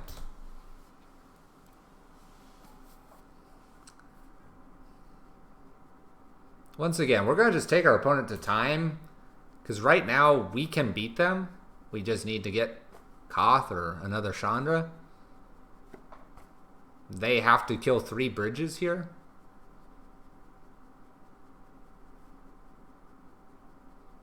We might lose this because they can take care of every single one of our planeswalkers.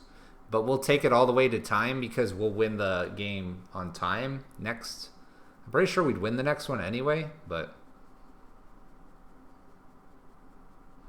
John Avon's got some good ones. I do like this, and the old frame's kind of nice. It's just a lot of people are running the full arts. I've been running this mountain since I basically started playing this deck. The only other mountains that I've run in a free win version right before I evolved into this one was White Borders. I did that because honestly, I went and brought the deck and was just like, hey, I have Blood Moons, this and that. Ha! Look what I can do to you. And I was just like, hey, I'm the little trolley deck at our F&M. And then after playing it for about 2 or 3 weeks, I upgraded to the, upgrade. I just picked a different mountain. And one of my friends was selling out of Magic, but before he did, I swapped these Blood Moons. I had 10th edition ones, I believe, for the dark versions, because I like those a lot better. So I have these bridges, I have the darks, Blood Moons, and I have... Chalices from Mirrodin. Those are my primary cards in the deck.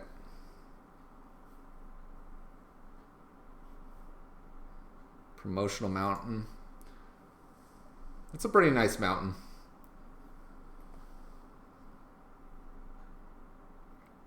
With the snow splash, of course. I think our opponent's maybe reviewing their deck list to see if they have an out here. Their out right now is that we can't do enough damage and our Chandra and or Koth is too low in the deck.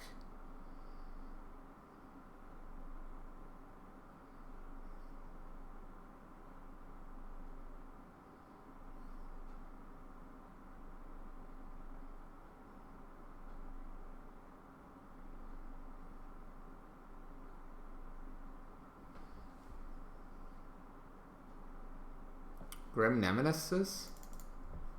What? Help me out, man. What do you mean by that?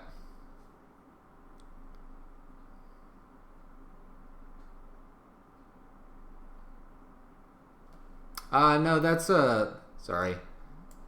This is Solemn Visitor. So this one does lifelink +1 and +0, makes vampires, and then at upkeep right now we're sacrificing creatures. We're sacrificing all the creatures right now. Or do you say Grim Nemesis is an out for them?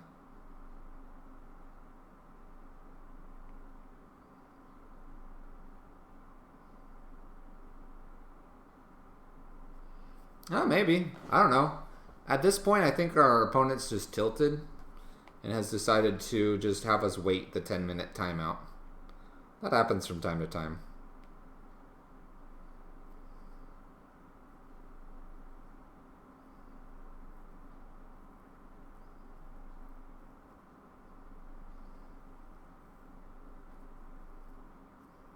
I'm only running one Spyglass in this build.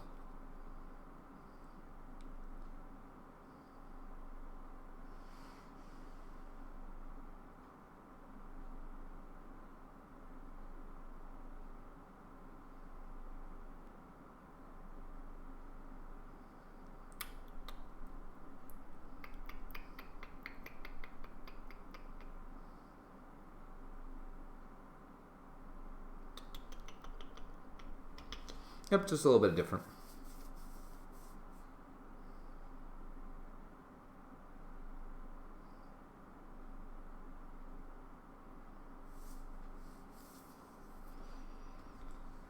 I don't know. They haven't disconnected. Here, let's ask. You there? You there, man?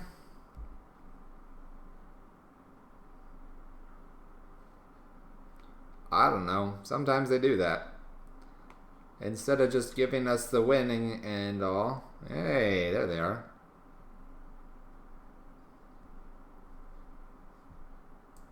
Oh, we've moved ahead one phase here.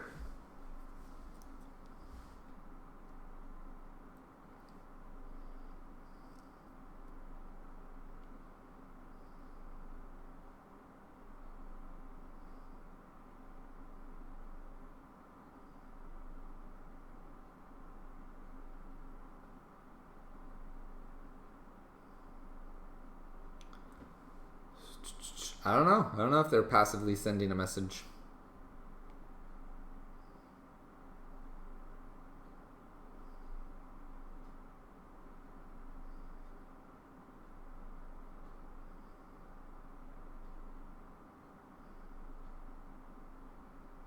I don't particularly appreciate it.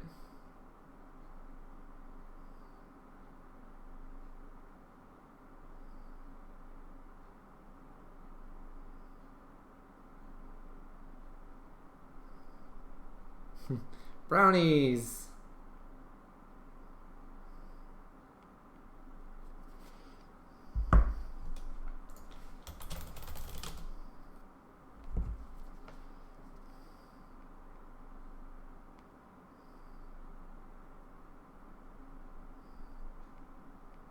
Do do do do do do do do do.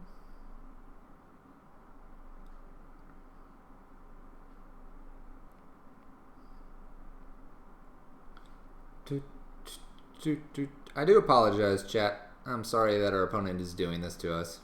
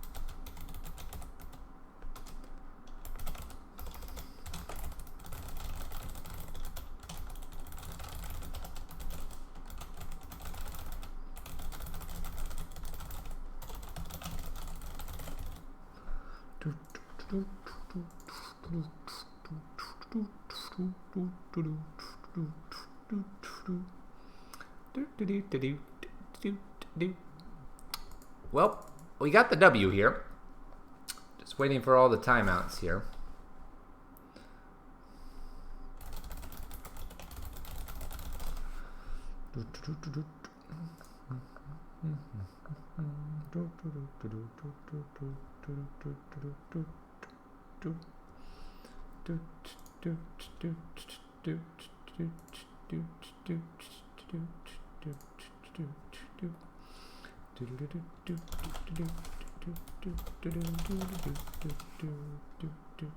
Ask any questions you want about the deck, chat. I'm more than happy to answer them. More than happy.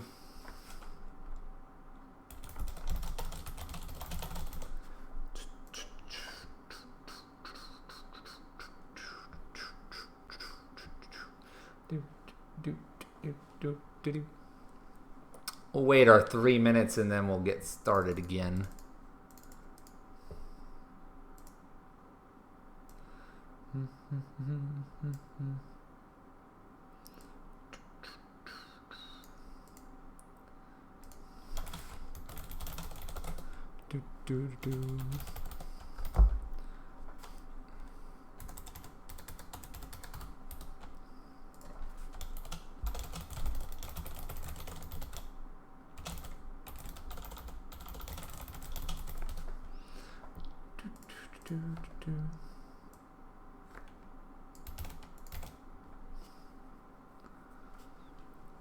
Cookies and ice cream, man. That sounds good.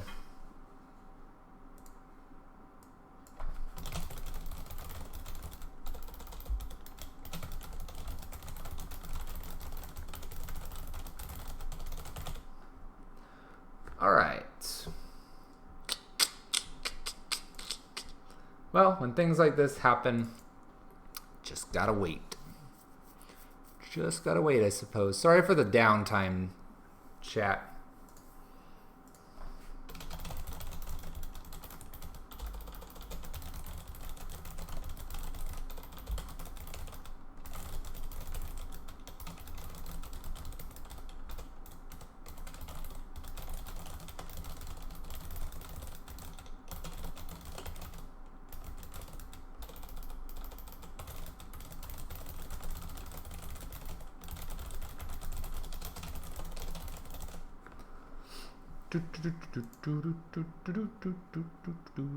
All right, we got a minute 30 here.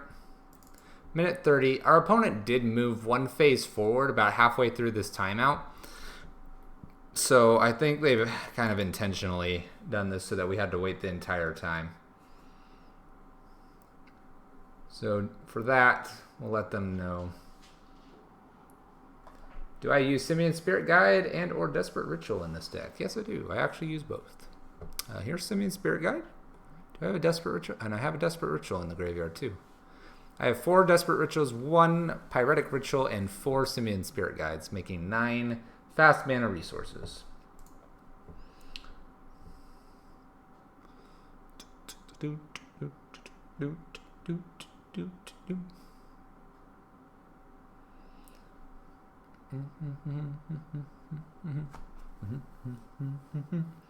We'll try to get through the rest of this league here. Unfortunately, they've basically eaten up about 20-ish minutes of our time now. Unfortunately, because we kind of noted around, what, we were 7 minutes ahead of them, so 13 minutes, so maybe more like 15 minutes. But still.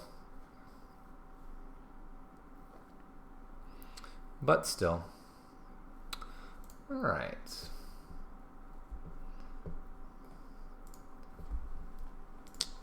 Got that one. All right. The W sealed away. Let's go on to match number 2 here.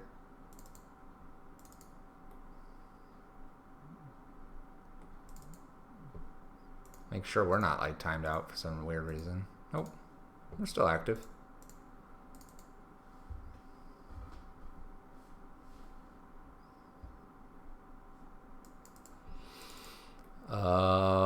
End of this game?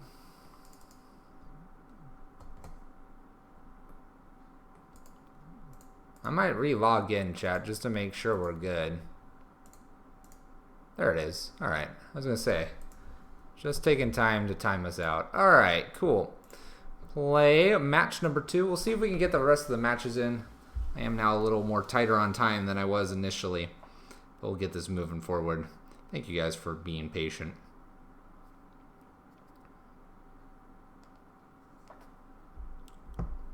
Do I think Crystal Vein is a budget replacement for City of Traders? Land, add to mana pool, sack, add double. I don't play enough Legacy to really give you a fair answer. Looking at what the card does, sure, but you kind of lose the mana where Crystal Vein can obviously, or sorry, City of Traders can tap for 2, and then you play another one and tap for another 2. Can ramp things out and do some good stuff with that. Where this doesn't give you the option of keeping the 2 mana around. If you want explosive starts, Crystal Vein's fine, but if you find when playing Legacy that you need the 2 mana throughout the game, I would say it's tough to say that's a replacement. I do understand the budget concerns, though. Considering Crystal Vein's probably not very expensive. And if you have the rest of the deck already, it's worth just trying it. Yeah, it's like 50 cents. I mean, it's worth just trying it if you want. See if it works out for you. Alright, we won the die roll. We're going to go ahead and play first. We're going to keep this. Turn 2 Blood Moon. Just a touch slow. We'll lead with Gemstone Caverns here to not give them any hint that we are necessarily a red deck. Uh-oh. This is burn. We got a really bad hand for burn. Okay.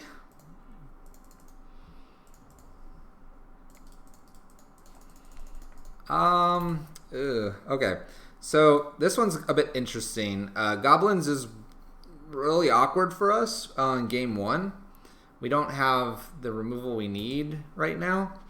I'm probably going to ramp out Pia and Kieran Nalar to make blockers here. And we're going to try to sustain our life at about probably 8 or 9.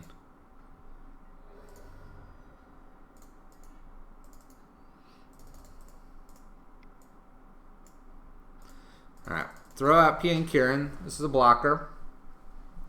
It's going to hopefully buy us some time while we try to get Bridges, Blood Moons, and get the other Chandras out of hand. We will offer to trade pretty much any of these creatures to any of the creatures from our opponent. A Legion Loyalist will kind of ruin us here.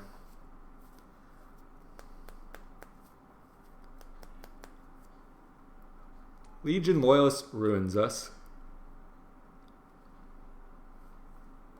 So fingers crossed they don't have one of those. Maybe that's... I don't know. I don't know what they could have here.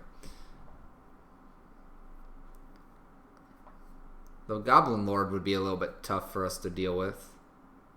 And they bolt. Fatty XL. Thank you for the follow. I do appreciate it.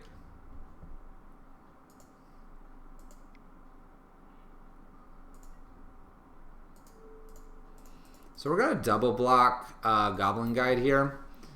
So the reason for this is because Goblin Guide and Ensnaring Bridge really don't work very well together. It's absurd, actually, how bad they are at times. Let's go ahead and tick down Chandra here to get rid of the Denizen. We're trying to preserve our life total, remember, chat. They can go for Chandra, and that's an extra point that's not coming towards our face. They're down to 3 plus 1 on the draw of 4 cards. Ramont Ruins. Okay. Blood Moon's not too bad here now. A little bit better than we thought initially. Little bushwhacking. What else you got for us, opponent? Double bushwhacking. 3, 6, 9, 10, 11. Oh my gosh. Okay. So they're going to throw 1 at Chandra and hit us for 9? Oh, okay. We're at 5.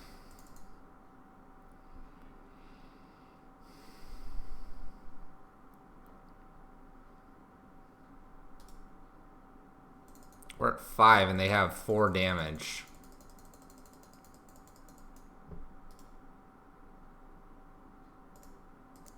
Let's go ahead and tick this up. Let's play other Chandra here. Keep new Chandra. Tick up. And play PN Kieran Nalar to make blockers. Hope they don't have Goblin Grenade in hand. That's the hope. Block, block, block. That's the idea here. Next turn we can Blood Moon plus Ensnaring Bridge plus Simian Spirit Guide and maybe get out of this. Alright, they had the grenade in hand. Alright, tough game 1. We're not going to get our cards here. We're going to take Bridges out. We're going to bring in Angers of the Gods. Spellskite's probably reasonable, but maybe not. I think Eidolon's where we want to be.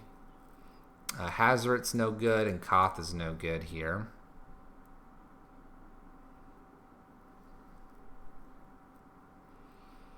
Blood Moons aren't very good here. Probably can just bring in another Spellskite. We're against Goblins. Torp Orb's not a bad idea, actually. Kind of like Torp Orb here. Torp Orb prevents all these EDB stuff when kicked and everything like that. So that's not a bad deal there either. Eidolons are blockers. Braid, Slagstorms, Angers. We're taking Bridges out because all their creatures are, as you saw, they're like 1. And so it's really, really hard. They're already going to be bringing in probably artifact removal. I'll make this swap. I'm going to submit this. See if we can take them to a game 3 here. All right, here we're going to keep.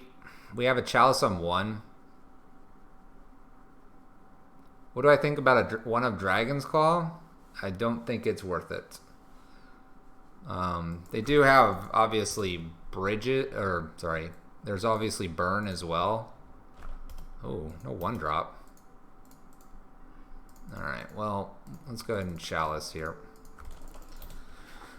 Chalice, maybe they have a Bolt. Maybe they have a Bolt. That's why they didn't play it turn 1. Look at that Bolt. Look at that Bolt. Now they're regretting it. No Goblin Guide. We'll see how our Goblin faces against their Goblins. We're ready. No turn 2. Play Rabblemaster. If we get the opportunity to, we'll probably throw Chalice on 2 next.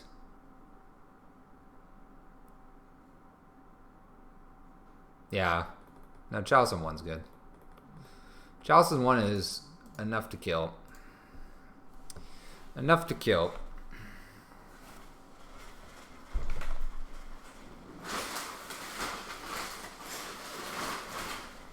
That Chalice on 1, baby.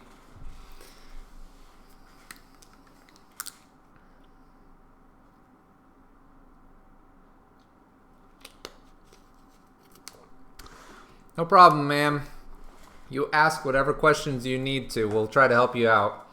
My biggest suggestion to you is to go to this forum and read. I will give you page 1. I would recommend reading probably around page 50 and on. It's a lot of pages. I'll give you that one though. That's where a lot of the discussion happens as well. And feel free to ask questions there. I would certainly suggest doing such things. The deck has certainly evolved over time as well. We're going to go ahead and throw a Chalice on 1 here. We're going to get rid of a... We're going to get rid of a Desperate Ritual here because we'll have 4 lands. 4 lands cast everything but 2 cards in our deck. Chalice on 1. Here we go. Let's see if they heeded our warning last time. And they did. Alright, little Goblin Guide. Little Pyretic Ritual. Alright. We can cast every card in our deck now. Let's see what they think about the Chalice on 1. But yes, please do ask any questions you may have.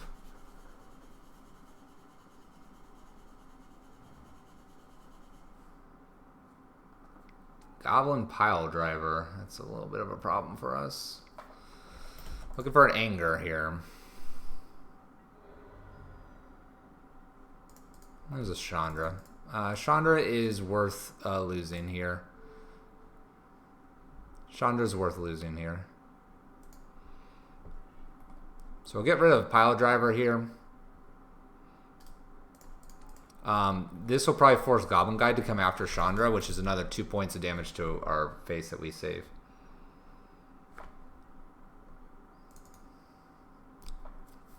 I agree with Huge Elf Boy on this one. There's a variety of people I do agree with on this. Dragonclaw and Sun Droplet are kind of weird. Hey, look, it's Goblin Rabble Master number 2.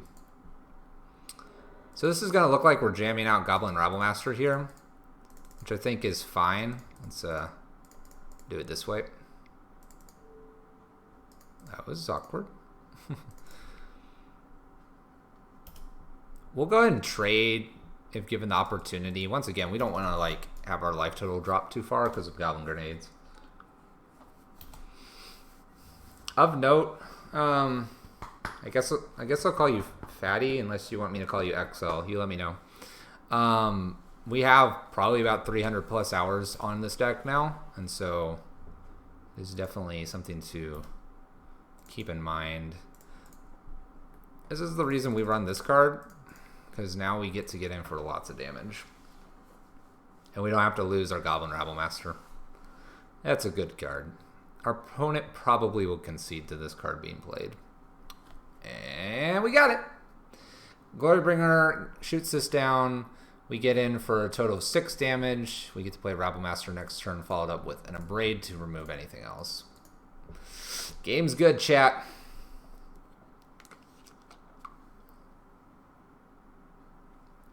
Palladian, doing good. Dev the Rev, I totally agree. Top decking that with 5 mana against a creature-based deck and no bridge out is absolutely the nuts. Notice in Game 2 and Game 3, we did not have an Ensnaring Bridge because we opted to remove it because we had different ways to deal with their creatures. I get asked way too many times, why do you have Bridge and Glorybringer in a deck? That is dumb, bad building. I think we just showed why. XL is good. Alright, I will try to remember to call you XL. I like that a little better, personally. I like calling you XL much more.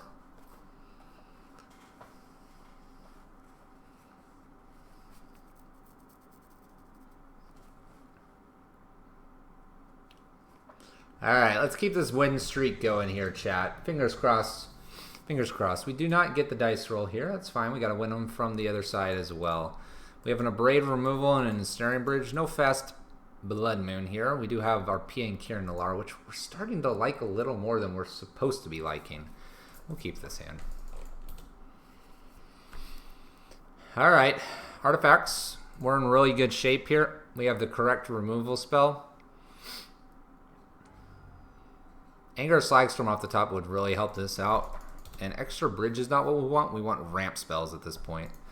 We do need to hopefully, and I say hopefully, get something down here. Another Vault Scourge. Needing a ramp spell. That's not a ramp spell. Not a ramp spell.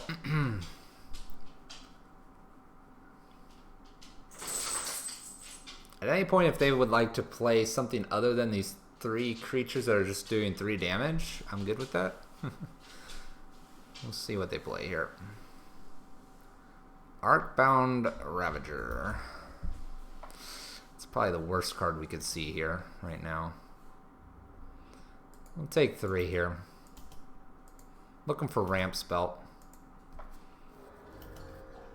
Ramp Spell? Alright, Blood Moon.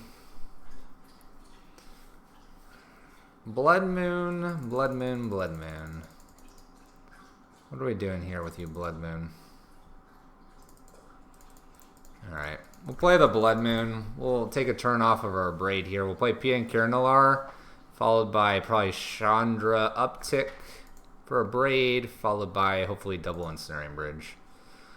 Oh no.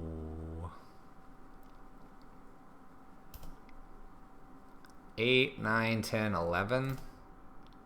Oh gosh, this is gonna hurt, chat. We're gonna fight it out here.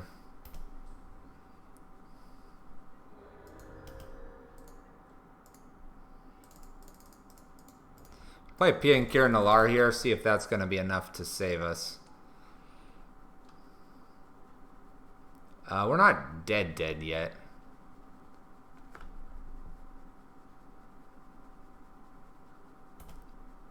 But we're probably really close. We might be dead mathematically here. We'll see how they attack. Throwing in this Ornithopter makes me think we're dead here. Block, block, and we block here.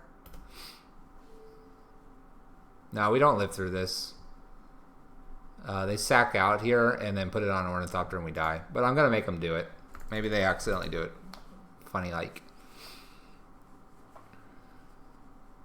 Sack, sack. Maybe they just kill Pia and Kirinalar. I don't know. And we take one. I don't know. I don't know what they're going to do. They might click something really weird. It's alright. We can certainly win this.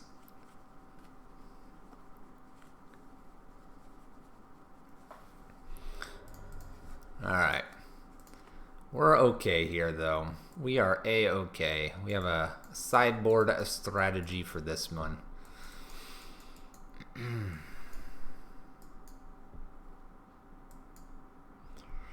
Alright, so this one is going to be Koth-based, Sorcerer, Spyglass, Spellskite, Anger package.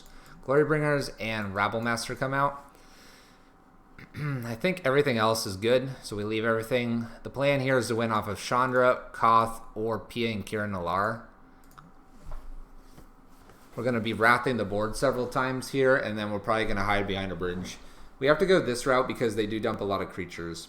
Chalice on 0 would be ideal on turn 1. That's what we're going to do.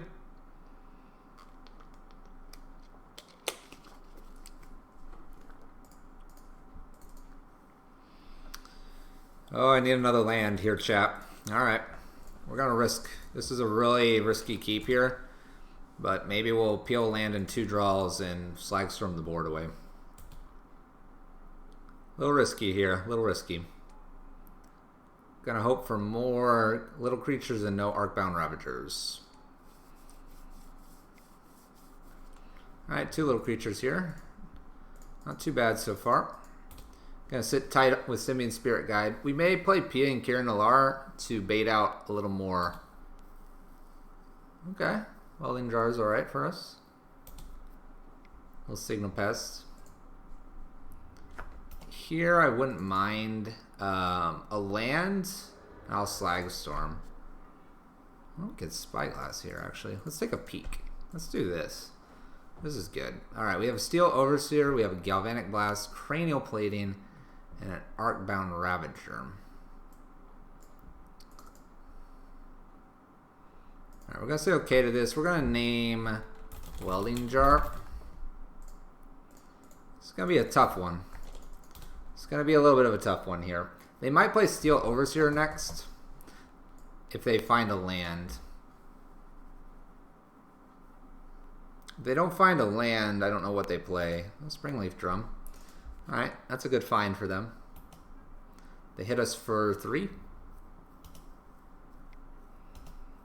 Again, I think at this point we're going to go ahead and wrath the board. I'd just like to do it off of a land versus doing it off of Simian Spirit Guide here. There we go. That's perfect. Let's see here. So how do we do this?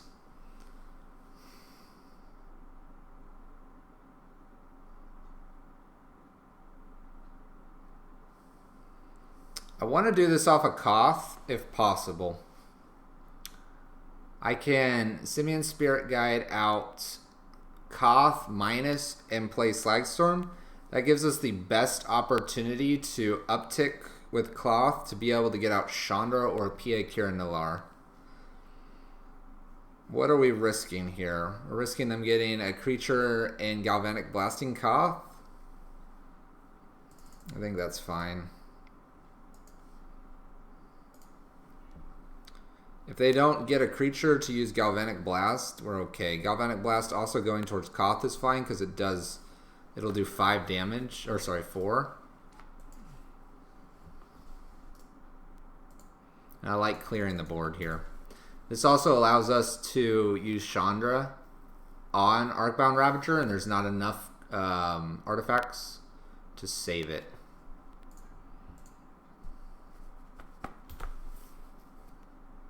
A land off the top would be kind of the most ideal situation. Springleaf Drum, alright. 1, 2, 3, 4. Untap. We're going to use this to get a Chandra down. Tick up here for some damages. Bridge would have been really good there. Alright, no bridge.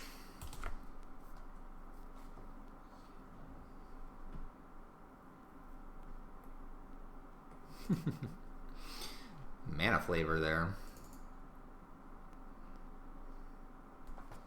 I think here they should Galv Blast us. But they don't.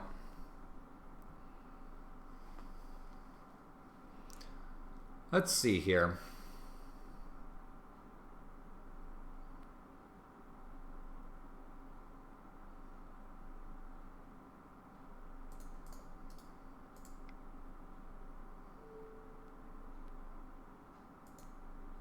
Let's go ahead and see what happens here when I tick up.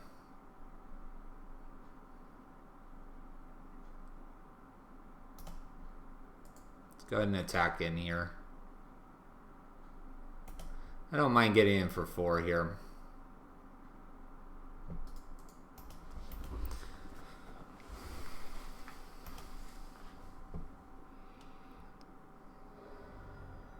Gonna go ahead and tick up Chandra here. If we hit an Abrade off the top, I'll fire it off. It's always a plus. They have Cranial Plating, they have Arcbound Ravager. I'm a little afraid of this Cranial Plating here.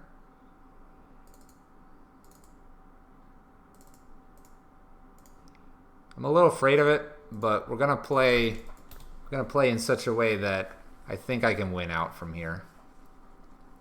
Galv Blast's probably Koth here. Yep, alright, that's fair. We got in 4 extra damage, which is nice. This is either Ravager or they're gonna...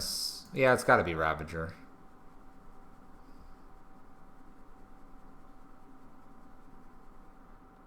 There's Ravager. That's a really good card.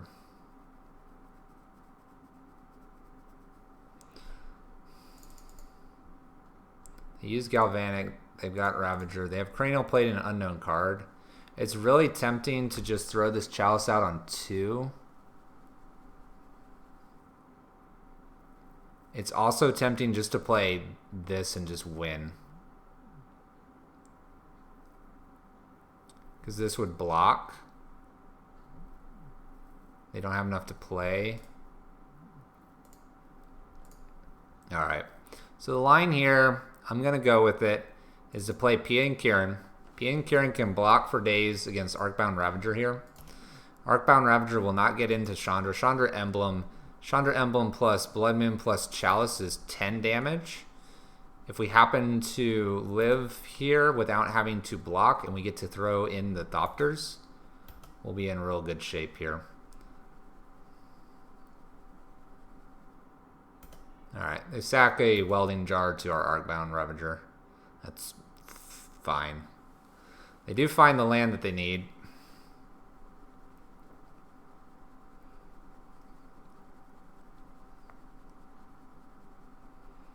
They do find it. They have no way really to hit Chandra here that I am aware of. There's Cranial Plating. Hook it up, man. You got it.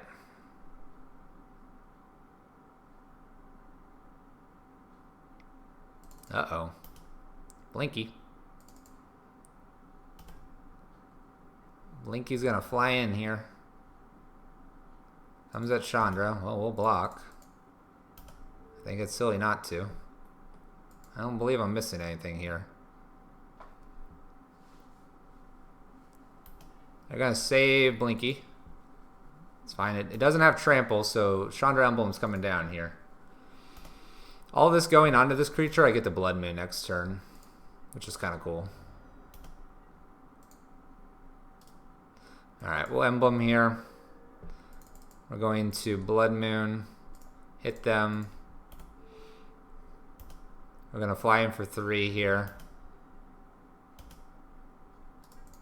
And then we'll Chalice for 0 for the last 5.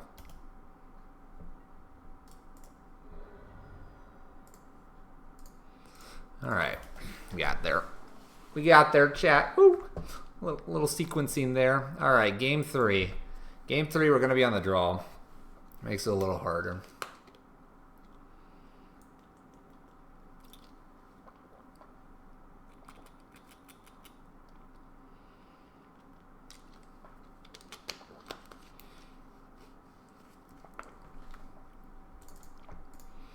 Alright, I think we keep everything as is.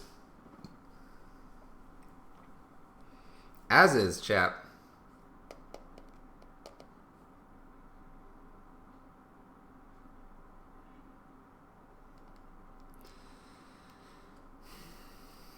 Double Anger. Double Anger with no bonus land here. They have a very explosive hand, though. We could just anger it away. Gosh dang it, deck. Why do you do this to us?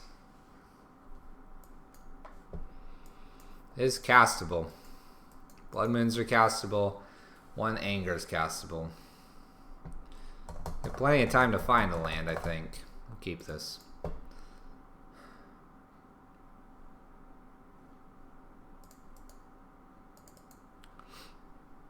I don't really want to pitch these stuff. I guess I could pitch 1 Blood Moon here. I don't think I'm going to have to do a turn 1 Anger here. I'd maybe be a little surprised by that. Alright. No real threats out just yet, so we'll wait. Opponent attacks us. Probably didn't mean to F6 there. We'll see. Alright, no land.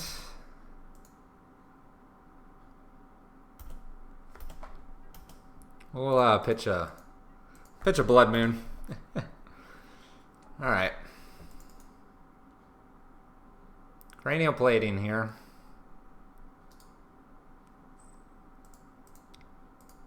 Here I'm going to go ahead and get rid of the Cranial Plating when they hook it up here.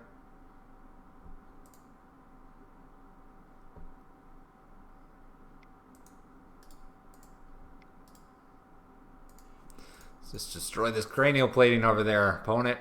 Not allowed to do that. Let you tap out and do all your shenanigans here. Alright. Alright, chat. Things don't look very good. We need a land. Need a land ASAP here. Vault Scourge. Steel Overseer. Land, please, off the top. Oh, thank goodness. Thank goodness. We're going to anger the board here. Good time to do it, too. Good luck, opponent. Woo! Blood Moon's next, chat. Braid is next. Just kidding. Just kidding.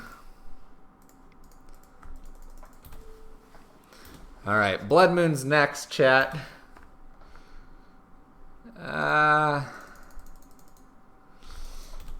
Blood Moon's not yet. We got this, chat. Woo!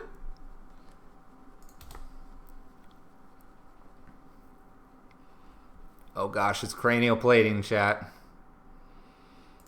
Alright, alright. Cast. Cast. Alright, Chandra. Little Chandra. Let's tick up. Cast that on 0. I'm good with that on 0. Good with that on 0. That's not bad.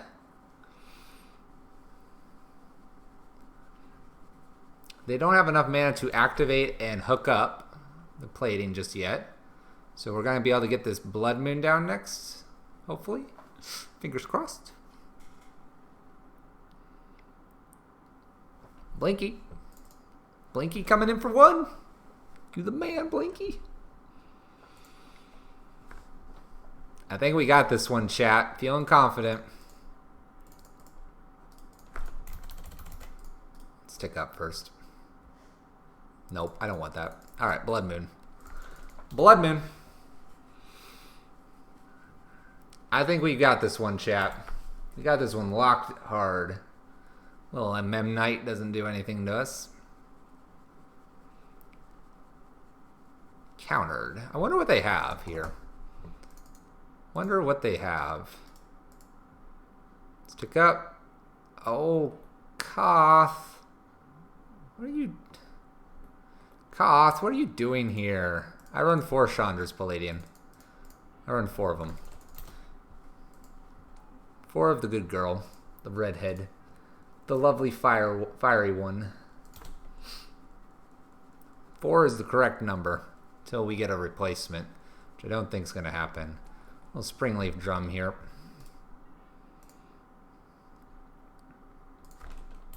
We go ahead and F6 here. We're basically ready to emblem and win here. Alright. We're going to go ahead and emblem. And we've got it here, chat. We got it.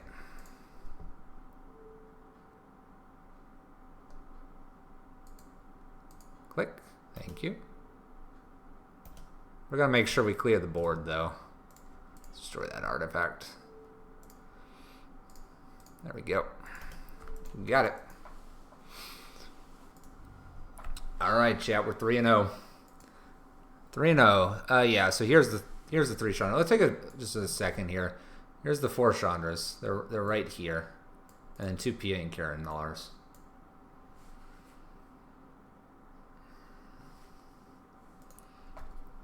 No, we're all about Chandra. She's probably the best Planeswalker. Honestly, Koth. I mean, Koth is barely in the sideboard. Koth is barely in the sideboard. We're going for that 5-0. Wayne Grand, 2K5. Going for it. Fingers crossed we'll get there. We're full. Ate good dinner. We're hydrated. And we're focused. We're focused, man.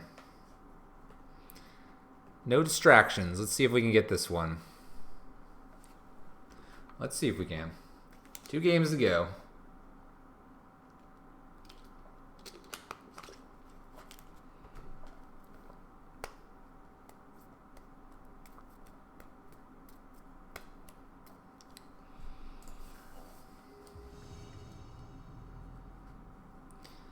All right, got the draw, or got the play, sorry. It's always good. All right, let's keep this. A little bit risky here. A little bit risky. We don't see too much going on here, though. We'll Glorybringer. If we see a lot going on, we'll Ensnaring Bridge. All right, looks like we're going to be bringing the glory here.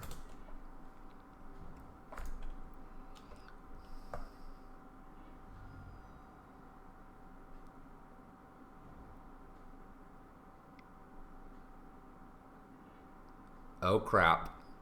Goryo's Vengeance here. Thought Scours. Alright, on that note, we're probably going to slam Bridge here. Gonna slam Bridge real fast here. That seems a little dangerous for us. Playing against Esper Goryo's Vengeance here.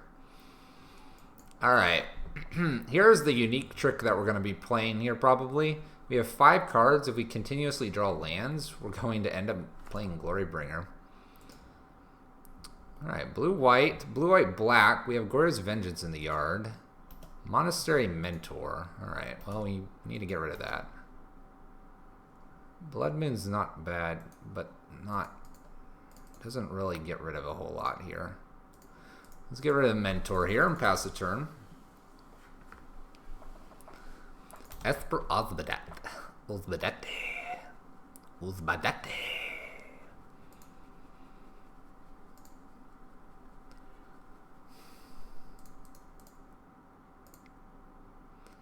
Let's go ahead and try Blood Moon here.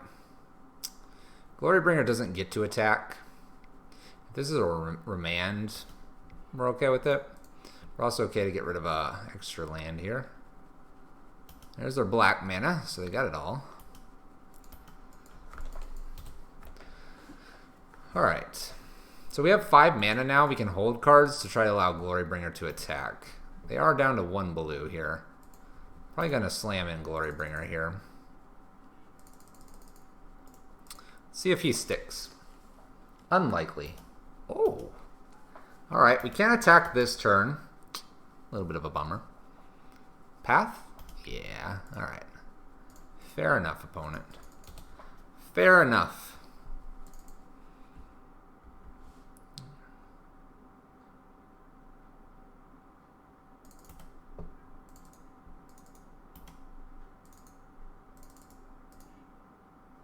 How about this fine couple right here?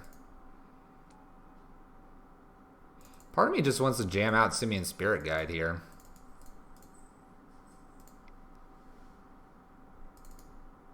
Let's do it. Let's do it. All right. If they have a Wrath, they have a Wrath effect? I'm thinking they don't. Let's jam in here. Where are they going to pitch here? Obsidat's been pitched. All right, we get it. We get it, Obsidaddy.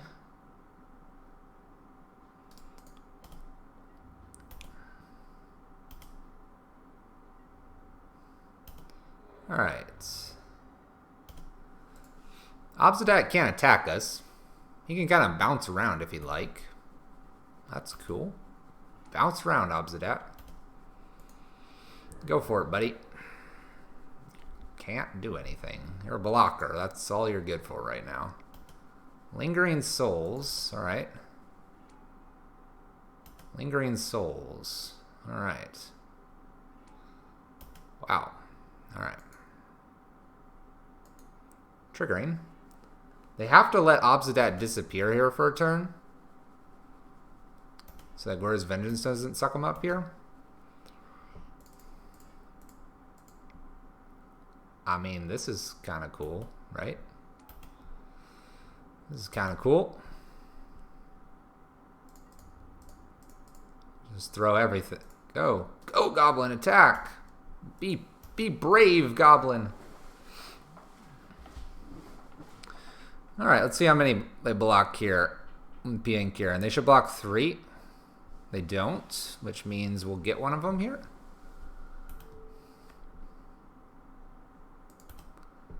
Alright, so we're gonna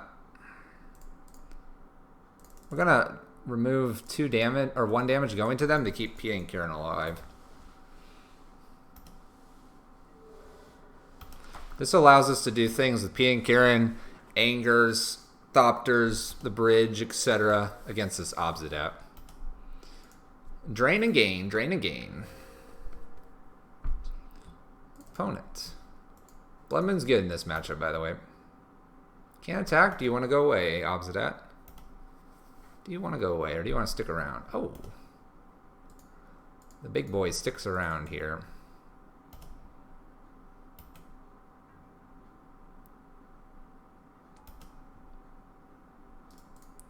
I think we'll go ahead and attack with everything. Getting Obsidat off here is probably okay with us.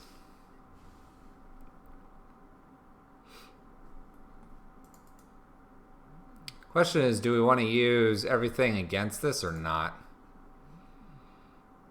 Let's see here. We're going to hit for 4, 5, 6, 7.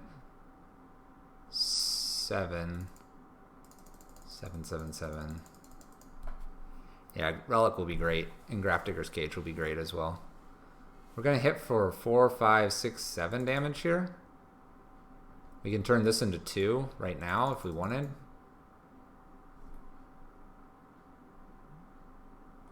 I don't want to get rid of Bridge. That's just silly.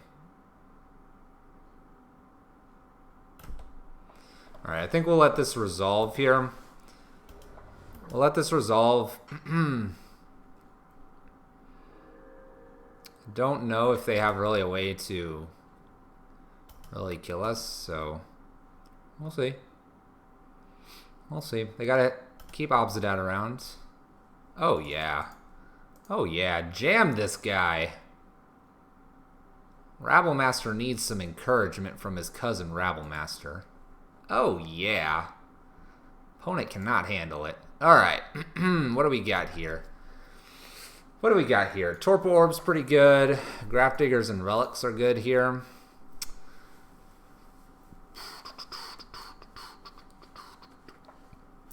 Blood Moon seemed to be good here.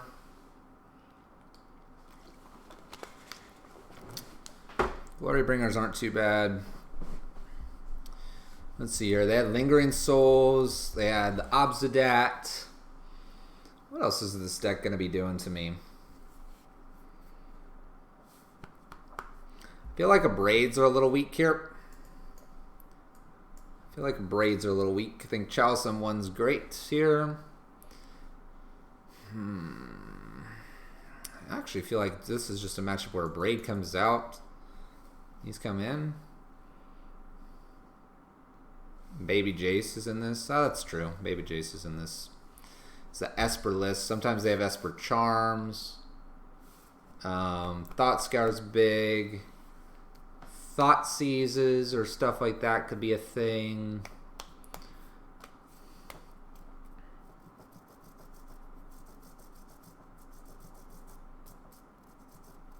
I'm wondering if Rabblemaster's smart to keep in, to go wide, with the idea that they really have the Mentor. We saw the Mentor.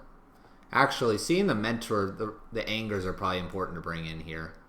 Rabblemaster was good, but let's bring in Angers. Let's keep the Abrades.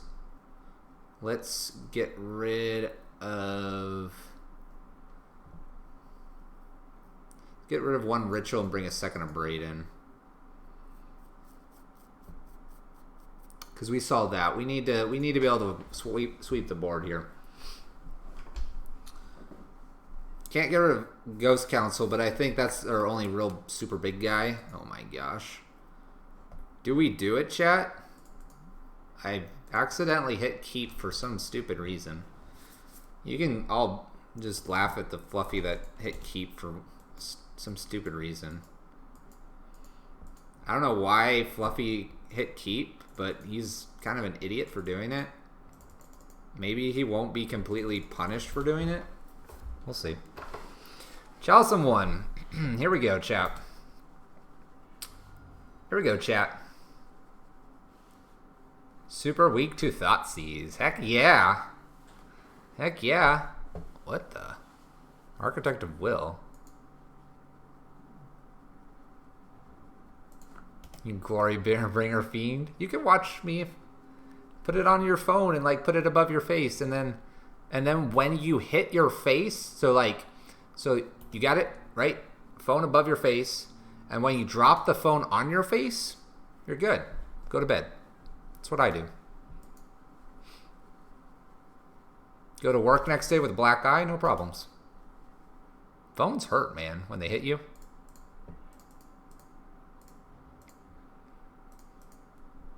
Here, we're going to go ahead and use Chandra and kill Baby Jace here. I don't want that around. Bye, Baby Jace. It's a pleasure. You know what's really cool here is land, Mentor, pass. Glorybringer, smash your face in. Come on, play that Mentor. Just do it. You're safe. Chandra can't kill you. What could I possibly have here? Mentor. Oh, come on. You're supposed to play a Mentor.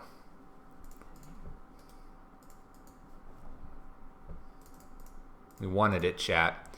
We'll take a Glorybringer instead. Bash, bash. No exertions here. Don't need to exert. We have them on a 3-turn clock here. Let's see if we can do it. By the way, they have a bajillion of these baubles, so they need to, like, chill with the baubles here. By the way, respect our opponent. Oh, never mind. I thought this was an on-theme land. Never mind. And we were going to respect. That's a good card. Top deck Glorybringer here?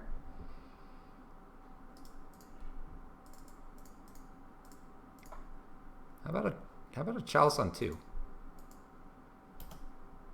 Chalice on 1, Chalice on 2. Slows down our clock by a turn, but it prevents a number of things. Not really sure what our opponent's doing, but I was impressed with the theme lands here, and then I realized the swamp was not... There we go. All right. We're on theme. We're on theme. Dude. Mont Saint Michel. Ooh, what do you take? This guy? This guy? This guy? Okay. Cool. Alright, the Inquisition our anger away. Top deck Slagstorm does it. Top deck Glorybringer. Top deck Koth.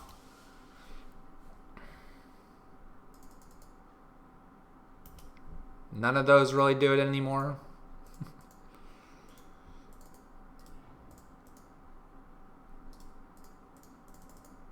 So the reason we're playing this instead of casting or letting the 2 damage hit face is because this presents lethal next turn.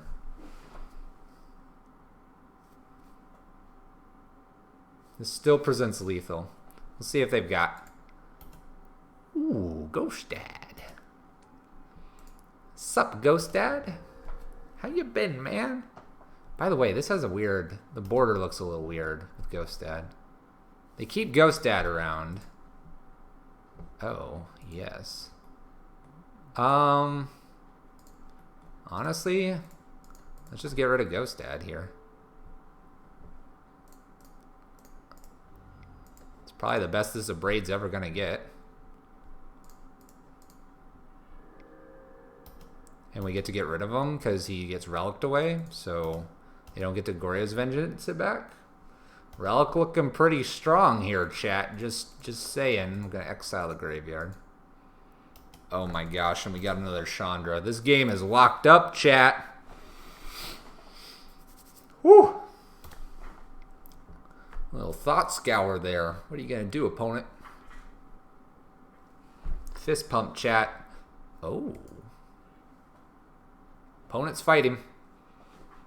Opponent is fighting.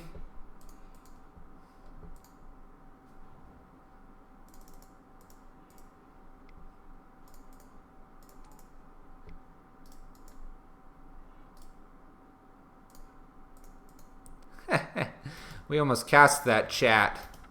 We almost cast that. Got so excited we saw bridge. Card on top has to get rid of a planeswalker and has to get rid of creatures. Or it could be... No, it can't even be Ghost Council. Oh. Chat, we're 4-0. Ooh, we're 4-0. We're 4-0, chat. We're going for the 5-0 here tonight. You think we can do it? Do you believe, chat? We're 4-0. Do you believe? Come on. I believe. Here we go. Queuing for the final match in this league. Let's go over that 5-0, chat.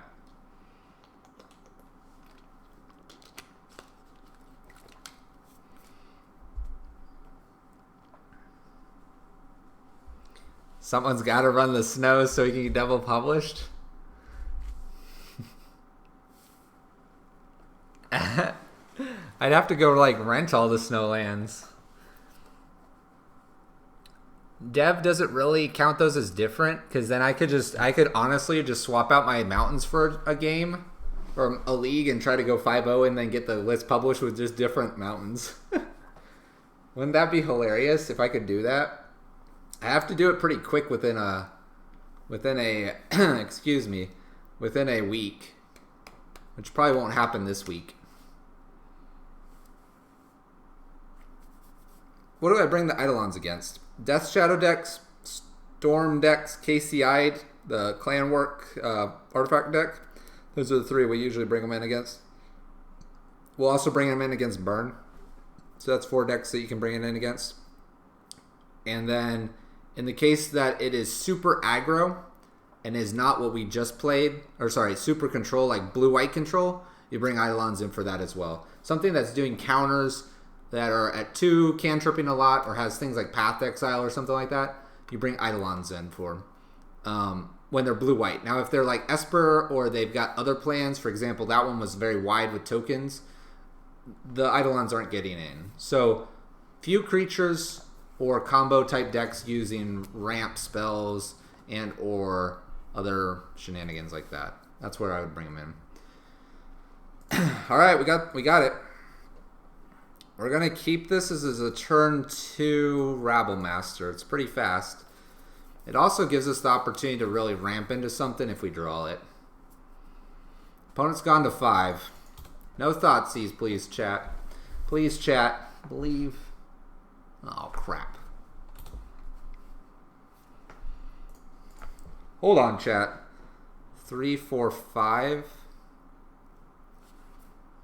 3, 1, 2, 1, 2, 3, 4, 5. Okay, I can't. 3, 3. No, it doesn't work. All right.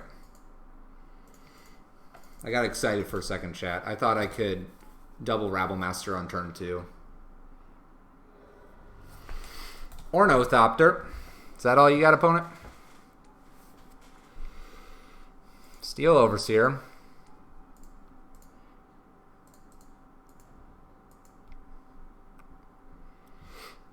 This is going to be harsh to our opponent. Get out of my way, Steel Overseer. Rabble Master's coming through. Concession. Yeah.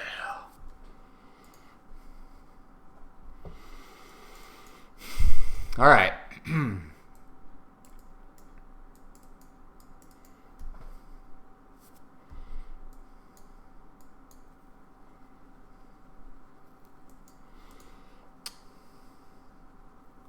I did not have enough mana to splice. You need 4 mana to splice. 2 to cast, 2 to splice. So you cast this, and while it's on the stack, you can splice. And so you need 4 total. 4 total to go to 6 mana.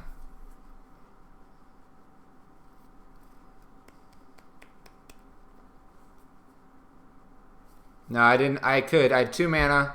I can ritual, so I have to ritual with the Pyretic. I end up with 3 mana. 3 mana, I cast 1. I go down to 1 while it's being cast, and I can't splice the additional spell. Glorybringers and Rabble Masters are out. Angers, Sorcerer Spyglass, Spellskite, and Koth. Bridge stays in. We're off by 1. We're off by 1. Very close. Very close. Off by 1, though. We'll keep this. This is a pretty stellar hand. Braids are good here. It's probably about as good as it's going to get. Totally fine. We miscount all the time. Oh. Opponent. We're supposed to be having fun, opponent. What do you want to take? Your choice. Takes Chandra. Okay. Go for it. You can have Chandra. I think that was the wrong pick. Maybe I'm wrong, but I think that was the wrong pick. We'll take 1 here.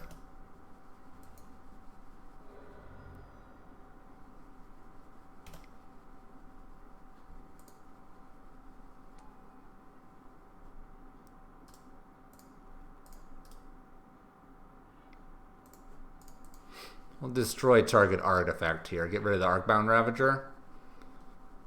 You'd have to sacrifice 2 things to make this a 4/4. Doesn't. That's good for us.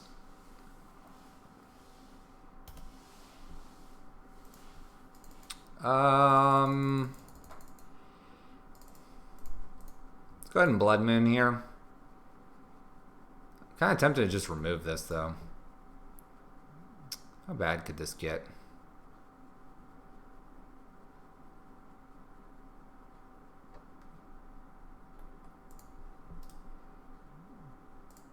Alright, let's play Blood Moon here. If they have another Arcbound Ravager, we're in a little bit of a problem here. But if there's any other creature but Arcbound Ravager here, we're fine. Alright, we're going to remove this creature so we don't run into that problem. Just kidding. We're just going to cast this guy so we just block it. Is it right? Pick Slagstorm? That's a tough one. It's depending. I mean, like, this is where we're not sitting across from our opponent based on their body language. If they're, like, kind of fiddling around or whatever, I would do different things. This gives us control over the game, I think. We're looking for 1 land plus our win conditions here. All right. Let's offer the trade here.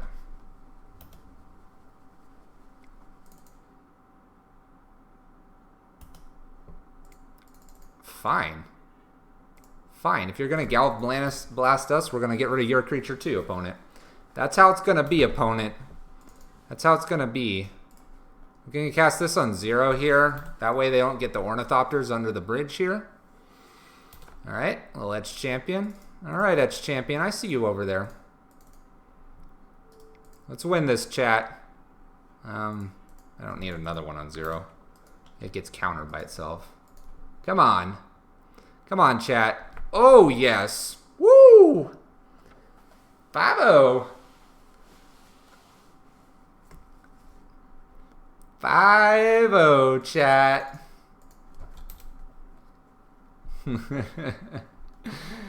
Yeah. Yeah, it's a bad day when you have to blast a Mana Ape. That is very true. We got there. Oh, yeah. Oh, yeah. What is this thing, YOLO Swag? What is that? I don't know what that is. Help me. Is that like a little golden thing? A little golden nugget or something? There we go, chat. 5-0. That list will be published. Thanks, Dev the Rev. Thanks, Goose. Thanks, Palladian. Thanks, XL. Houdini, PUBG, YOLO Swag. Clap. It's a clapping hand. All right, I got you. It's just really tiny. Thanks, Dev. Thanks, YOLO again. Thanks, Palladian. Thanks, Joanne Pop. That's what we're playing. We did a little swap here with the Relic.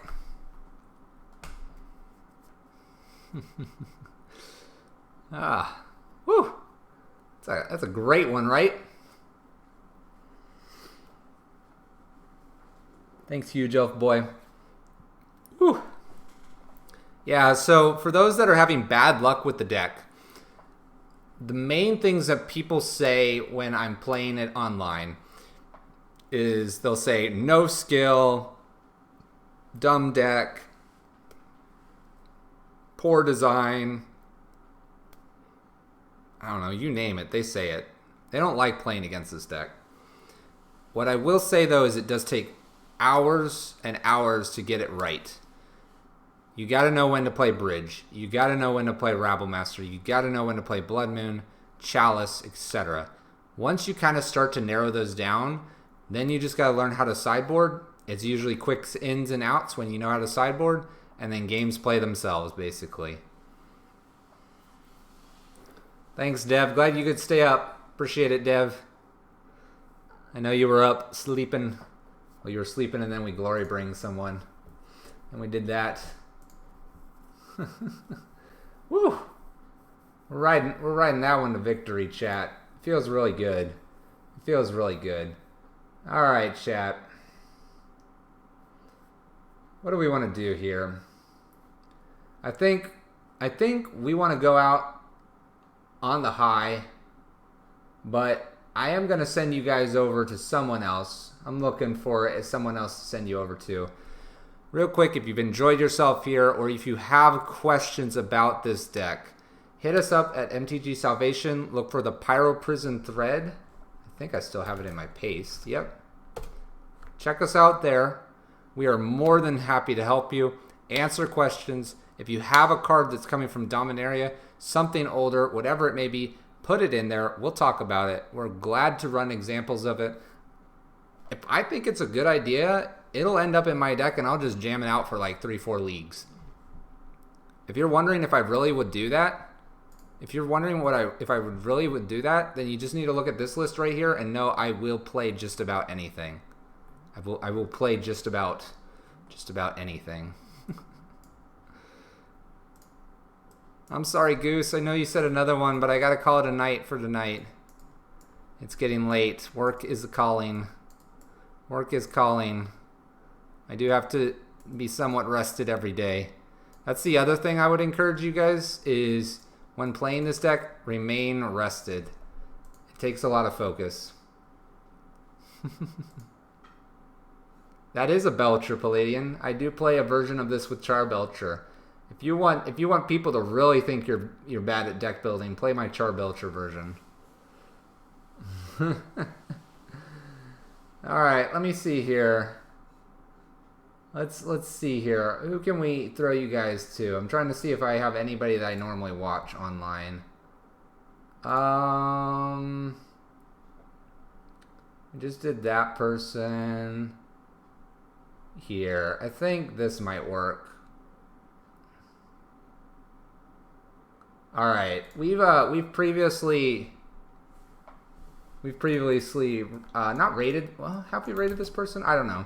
This person, I believe he uses a little bit of language. I'll give you guys just that fair warning. A little more mature content on that side, but he's playing some Dominaria Standard. I'll throw you that way. Do I like Jinxed Idol? Jinxed Idol is the one that we toss back and forth if you sack a creature, right? Well, Jinxed Idol here.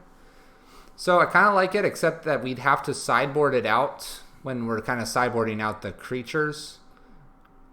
I don't think it's aggressive enough. It dies to a lot of things. I think in the right deck, obviously, you could play around with it. It's kind of fun with Rabble Master. We have played against a deck where we just tossed it back to them and they couldn't do anything. That's a thing. Control matchups, I just want to be running Eidolons. Remember, you have 15 slots. You got to have cards that work for a lot of matchups. I would rather have Eidolon over Jinxed Idol in a Storm matchup, for example. That's what I would do. A lot of people are asking as well, considering, and I'm talking about this, the Dampening Sphere. This card right here. And asking, hey, would you jam that because of Tron? The answer is no right now. If Tron comes back, I'll put 1 or 2 in the sideboard, but Blood Moon plus Eidolons are good aggressive pieces for that matchup. And then this doesn't do as well against Storm, and it doesn't do as well against KCI. And those are our matchups that are the worst for us. No problem, Palladium. Always aiming to please. All right, guys, I am going to call it there. We are going to send you guys over to Ghost X Empire. We've played this person, I think, twice now in different leagues or other things. We end up running into them on the modern leagues every now and then. So give it a little wave over there for this guy. I try to, from time to time, raid smaller streamers. I am one of the smaller streamers, so we support each other. As I send you on that raid, I will answer Lava Spike's question here. So Lava Spike, your question is Magus good?